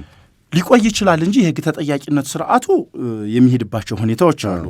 ምክንያቱም አሁን ባለው ነባራዊ ሁኔታ ሰፊ የምርመራ ሂደቶች ስለሚኖሩ ማለት ነው። ግን እንዲህ አይነት ገጭቶ የሚያመልጡ አሽከርካሪዎች አሉ። በሰፊው ነው ደግሞ የሚታዩ ማለት ነው። በሰፊው ሰው ስብና ውጭ የሆኑ ናቸው። ሌላው ቀርቶ እኮ አስከሬን ስናነሳ ሴትና ወይም ጾታ መለየት ያቃተን እኮ አስከሬን አጋጥሞናል። ከባድ አደጋዎች ማለት ከባድ አደጋ ማለት ነው። ይሄ ደግሞ በተለይ ከፍጥነትና ከጠጥቶ ማሽከርከር ጋር ነው። አሁን ለምሳሌ ጠጥቶ ማሽከርከርኛ አሁን በሌሊቱ ክፍለ ጊዜ እስከ 11 ሰዓት ያደረግንባቸው ሁኔታዎች አሉ። እስከ ሌሊት ድረስ ጠጥቶ ማሽከርከር አለ ማለት ግን ሌላ አፕሮች ለምን ደግሞ አትከተሉት? አሁን ሌሎች ዓለማት ላይ አሁን እኛ ሀገር ዘመናዊ መኪኖች እየመጡ ነው። ሌሎች ሀገራት ላይ ሰጦታለሁ እና አሁን ለምሳሌ ተሽከርካሪ አልኮል በከፍተኛ ሁኔታ ደም ውስጥ ያለ ሰው ሞተር ላይ ነሳ የሚችልበት ሁኔታዎች አሉ። ባለ ግሮሰሪዎችም እንደዚህ ሰው የሚዝናናባቸው ቦታዎችም የራሳቸውን አሽከርካሪ ሰዎች ይመድባሉ። ተሽከርካሪው እዛ እንዲቆምና ነገ ተሽከርካሪውን ይወስዳል ሰውየው። ተቋሙ ላይ ባሉ ሹፌሮች ወይ ተሽከርካሪ ወደ ቤቱ ሰዎች የሚሄዱበት ሁኔታዎችን እንደዚህ አፕሮቾችን ራሱ ከሆቴሎች ከልጆች ጋር አስገዳጅ እነሱ ላይ ማውጣት ቅድም የጋራጅ እንደተባለው አንድ ተሽከርካሪ አደጋ አድርሶ ጋራጅ ሄዶ ተሰራ እንደሚባለው ከሌሎችም ከእንደዚህ አይነት ለምሳሌ አንድ ሆቴል እኮ ወይም ላውንች እኮ ስታንዳርድ ሲወጣለት ባህልና ቱሪዝም ይሰጠዋል። የአዲስ አበባ አደጋ ስጋት ስራ አመራር ኮሚሽን ይሰጠዋል ከሴፍቲ አንጻር ያለበትን። እንደዛ ፖሊስም መፍቀድ አለበት።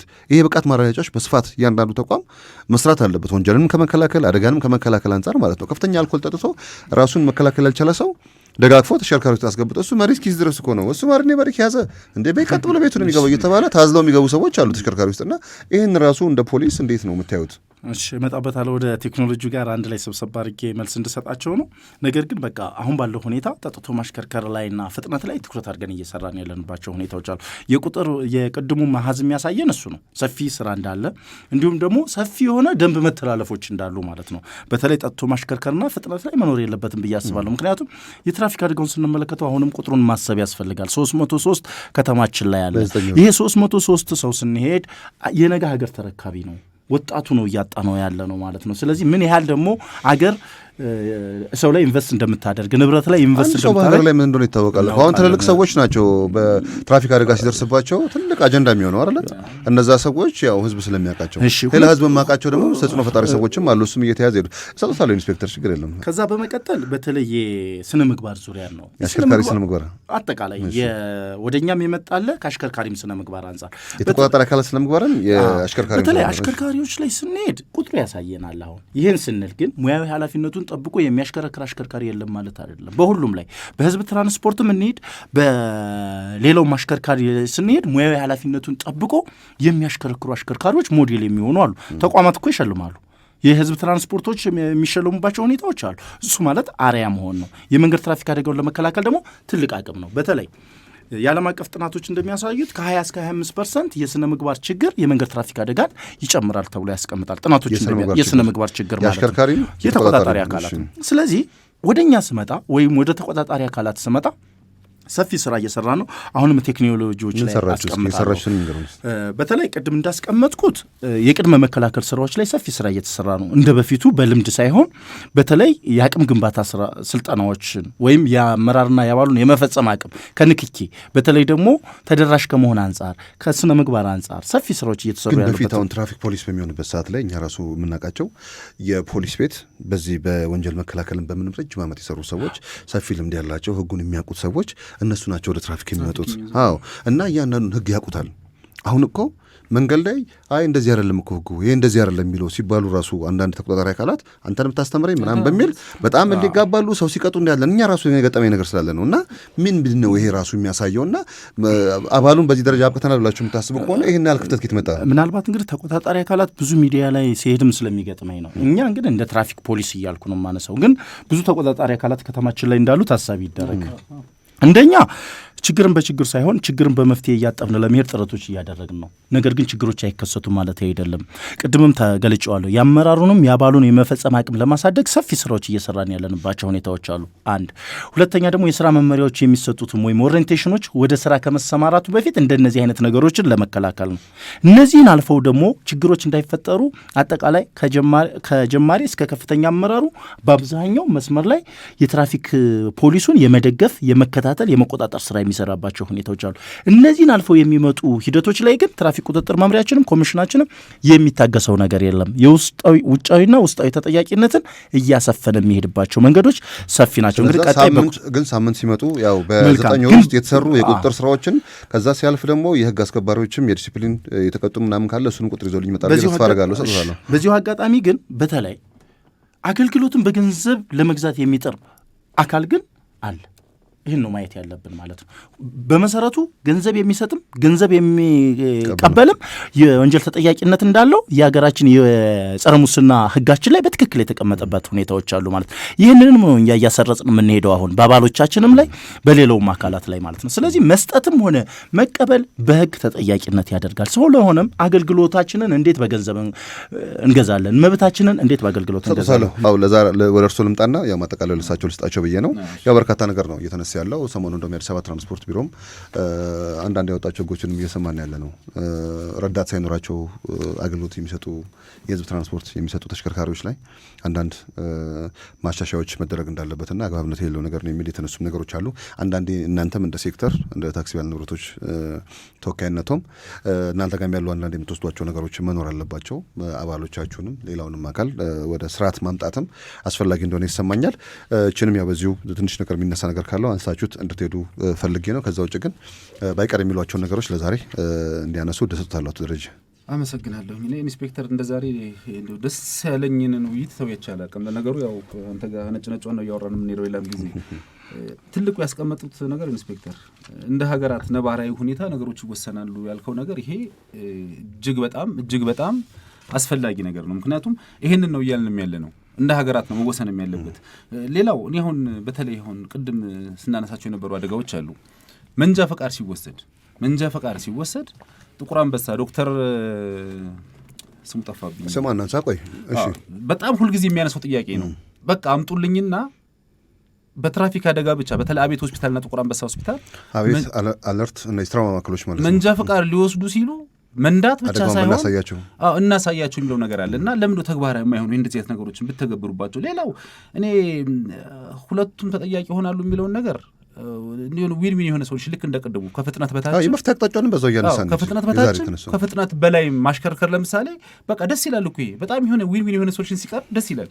ቅድም እንደተባለው በ40 የተፈቀደልህ ላይ በ20 በ10 ብትነዳ መንገድ ታጨናንቃለህ፣ መኪናህን ታጨናንቃለህ፣ ኋላም ትመታለህ፣ አንተም ተመታ ሌላ ትመታለህ፣ መኪናውም ሲጎዳ ሀገር ሀብት ነው የሚበላሸው። ስለዚህ ከፍጥነት በላይ መሄድም ሰው ይገላል፣ በታችም መሄድ ሌላ ነገር ጥፋት ያመጣል። እንደ አይነት ሶሉሽኖችን እኛ የምንፈልገው ጉቦ የሰጠም ጉቦ የተቀበለም ሁለቱም ጥፋተኛ ናቸው ይላል ህጉ። ነገር ግን እኔ ጉቦ እንድሰጥህ አድርገህ አንተ ቢሮ ሲመጣ 2 ሰዓት እየገተርከኝ የሉም ነገ ጠዋት ተመልሰና ተባሱ 3 ቀን እየተገተርኩኝ በሚቀጥለው ቀን ስመጣ አንተ እኮ ዝም ብለህ ነው እንዲህ አድርገህ እኮ ብትሄድ የ1,000 ብር ክስ እኔ በመመላለስ 10,000 ብር ደርሶብኝ እስቲ ለአሁንም አለ ያሰራር እንዴ አናንሰው ችግር የለውም በደንብ ነው ያለው። ስለዚህ ስልችት እስኪልህ ድረስ አንተን ካንገላቱ በኋላ ወይ ደግሞ ያለምንም ምክንያት ተመክረህ ልታልፍበት እንዴ አንዳንድ ጊዜ እኮ በ40 የተፈቀደው ላይ 41 42 43 ኮንትሮል ማታረግ እኔ በተለይ ትልጅንቱ መንገድ ላይ እዚህ አያት ጋር ኮንትሮል አታረገው መኪና እሱ ጋኑም ራሱ ይሄ ስፒድ ሃምፑም የስፒድ መቆጣጠሪያውም እሱ ራሱ ያው ሰርቲፋይድ መሆን እንዳለበት ይሰማኛል። በትክክል ስለመስራቱ ራሱ በሶስተኛ ወገን መረጋገጥ አለበት። ዝም ብሎ ሳይፈተሽ ሁሌ ብቻ እያወጣ ትከሻ ላይ አድርጋሚ አይሆንም። በስታንድ ነው መሆን ያለበት። ስታንድ ላይ ሌሎች ሀገራት ይህንን ችግር የፈቱት ከተሞች ላይ እንደ ሴኩሪቲ ካሜራ ነው የሚተከለው። ከዛ አጨቃጨቅ ነው ቴክኖሎጂ ነው። እዚህ ግን ሰው ትከሻው ላይ አድርጎ ሰውዬው ሊደክመው ይችላል። ስንት ሰዓት ግማሽ ቀን እኮ ነው አንዱ ሰው የሚሸከመው። አንዳንዴ በዚህ ስራ ላይ የተሰማሩ የቁጥጥር ባለሙያዎች በጣም የሚያሳዝኑኝ ፀሐይ የለ ዝናብ የለ ብዙ መከራቸውን የሚያዩ ሰዎች አሉ። በዛ ሁኔታ ላይ አሁን ደግሞ ትውልድንቱ ጋር ምንድን ነው ልክ በስፒድ ይመጣና ሰውዬው ጋር ወይም ተቆጣጣሪው ትራፊክ ያዘው ጋር ሲደርስ ከዛ ይቅርታ ምናምን ነገር የማለት አይነት ነገሮችም የማውራት አይነት ነገሮችም እያየው ነው ያለው። ከዛ ሲያልፍ ተሽከርካሪዎች ወደ ኋላው ሊመለሳሉ። እዛ ጋር ላለው ስለነገርበት ወደ ኋላ ይመለስና ዙሮ ደግሞ ወደ ጎሮ ወይ ደግሞ በዛ በቃሊቲም ሊያልፍ የሚችልበትም ሁኔታዎች እንዳሉ አይቻለሁ። ወደ ኋላ ይመለሳሉ። እሱን ካዩት በኋላ እሱ ያው በሬዲዮ ስለሚነግራቸው ማለት ነው ይሄ ተሽከርካሪ በዚህ ነው ሄዶ እያለ ስለሚነግራቸው ማለት ነው። እንደዚህ አይነት የአስራ ክስተቶችን ተመልክቻለሁ። ይቀጥሉ እርሱ። ስለዚህ እንዲህ አይነት ህጎችን ስናወጣ ከእጅ ንክኪ ውጭ ከሆኑ አሁን ይሄ ያለመፈለግ ጉዳይ ስለሆነብኝ ነው እኔ በረጅም ዓመት ነው ነገር ሳወራ የቆየሁት ረጅም ዓመት። ስለዚህ ይሄን ነገር ቢያስተካክሉ ከዛ ውጭ የጉቦዋን ጉዳይ በደንብ እናስብባት። ምን ማናቆ ለማምጣት አንተ እንድትሰጥ ተገደህ የምትሰጠውንና ስራዬ ብሎ ቅድም ኢንስፔክተር እንዳመጣው ስራውን ለምሳሌ እኛ አሁን ስምሪት የሌላቸው ሰይዳቸውን ደብቀው የሚሰሩ ሿሿ የሚሰሩ ማአት አሉ። እነዚህ ናቸው ስራውን በገንዘብ እየገዙት ያሉት አይደለ? እነዚህ ላይ እኛም አንታገስም። ከኛም ማህበር እየወሰድን ለፖሊስ ከፖሊስ ጋር ሆነን የሰጠናቸው ሰዎች አሉ በደንብ በማስረጃ እኮ አብራችሁ መስራት ስላለባችሁ የሀገሪቷን ችግር ፖሊስ ይፈታው ምንጭ። ከዛ ውጭ ግን የራስን ተቋም ሳታጸዳ እኔ አሁን ፖሊስ ላይ ነገርኩ በጣም ጥሩ ነገር ነበር የነበረን እስከ መቼ አሁን ቅድም ኢንስፔክተር ያላት ህግ እስክትወጣ ድረስ በጣም ሰላማዊ ነገር ይመክራሉ። እንደዚህ አታድርጉ ይላሉ። ተቸግረው እንደደረበው እንደሆነ ካዩዋቸውን በቃ ዛጋ ሄድና ህዝብ ጫን ይላሉ። ዛሬ ለምንድን ነው የማይሉን? ኢንስፔክተርችን ይመልስልን። ለምንድን ነው ዛሬ የማይሉን? ተቆጣጣሪ አካል ስራው መቆጣጠር ነው እንጂ መምከርም አይደለም። አንድ ሰው መንጃ ፍቃድ ሲያወጣ በአግባቡ ተምሮ ነው የወጣው ብለን እናስባለን። ሌላ ችግር ስላለው ነው ያውቁታል ኢንስፔክተር። ይሄ ሌላ ችግር ስላለው ነው። ምክንያቱም አሁን ካለው ከችግሩ አንጻር ሹፌሮቻችን የሚታገዙበት ማለት ነገር አለ ሊኖር ይገባል። አሁን እኮ ቅድም ያልኩ ነገር ተግባራዊ ቢሆን ሁላችንም እናርፋለን። መንጃ ፈቃድ ስታወጣ የምትከፍለውን ብር ታውቃለህ በአሁኑ ሰዓት ላይ ለማደስ። መልካም ይህን ሀሳብ ያዙት። ያው ሰፊ ከመሆኑ ጋር በተያያዘ ኢንስፔክተርም እንደ ሀገር የሚወጡ ህጎችን የማስተግበር ስራ ነው የሚሰሩት እንጂ እነሱ ህጎችን አያወጧቸውም። ግን ህጎችን ለሚወጡ አካላት ደግሞ በተለያዩ ወቅቶች ላይ ማቅረብ ይመጣሉ። ሳምንት ይመጣሉ። አቶ ዳኘም የአዲስ አበባ ትራንስፖርት ቢሮ ምክትል ኃላፊው እንደሚገኙ የአዲስ አበባ ትራፊክ ማኔጅመንት ምክትሉ አቶ አማረን ደጋግሜ ነገራቸው ነበር። ያው ዛሬ አልተገኙም። ሳምንት ግን ይገኛሉ ብለን ተስፋ እናደርጋለን። ባይገኙም ግን በሌሉበት እኛ እንወያያለን። አንድ ተቋም የሀገሪቷን መረጃ የሀገሪቷን ሀሳብ ቀርቦ ማስረዳት መወያየት ያለም ችግር ካለ ተቀብሎ መሄድ ነው እንጂ ስልክ ባለማንሳት ቴክስት ባለመመለስ የሚፈታ ችግር የለም። እናምናለን። ይህን ፕሮግራም እየሰሙን እንደሆነም እናስባለን። ኢንስፔክተር ባይቀር የሚሉትን ነገር ብቻ እድል ሰጥታለሁ። በ3 ደቂቃ ሀሳቦትን ጠቅለን ስቱዲዮን ዛሬ ለቀን እንወጣለን። ሳምንት ግን ከዚህ በፊት ያሉ ህጎቻችንም ላይ የህዝብ ትራንስፖርቶች ገንዘብ ተቀባይ መቅጠር እንዳለባቸው ያስቀምጣል ማለት ነው። ይሄ ያለ ህግ ነው። ቀጣይም ተግባራዊ የሚደረግባቸው ሁኔታዎች አሉ ማለት ነው። በተለይ እናንተ ትልቅ ኃላፊነት አለባችሁ ብዬ አስባለሁ። ስለዚህ የህግ ማዕቀፍም አለው የሚለው ነገር እንድትይዝ ነው። አድማጮቻችን በተለይ ፍጥነት ላይ ግን አሁንም መያዝ ያለብን ልዩ ድንጋጌ ብሎ ነው የሚያስቀምጣቸው ፍጥነትና ጠጥቶ ማሽከርከርን። ከዚህ በፊት የነበረውን ህጋችን ስንመለከተው በ50 በሚከለክል መንገድ ላይ 100 የሄደ 60 ሄደ 80 ሄደ እኩል ነበር ቅጣቱ ትዝ ካላችሁ ማለት ነው። የአሁነኛው ህጋችን ስንመለከተው ግን ሰፊ የሆነ ልዩነቶችን ያመጣል። ለምሳሌ ከተፈቀደው ፍጥነት በላይ እስከ 5 ኪሎ ሜትር ሄደ 0 ነው። በምን ማጣራት ይችላል? እስከ 5 ኪሎ ሜትር ድረስ መሳሪያ ያስቀምጣል። በመሰረቱ በዚሁ አጋጣሚ የመጡት ቴክኖሎጂዎች ዓለም አቀፍ ናቸው።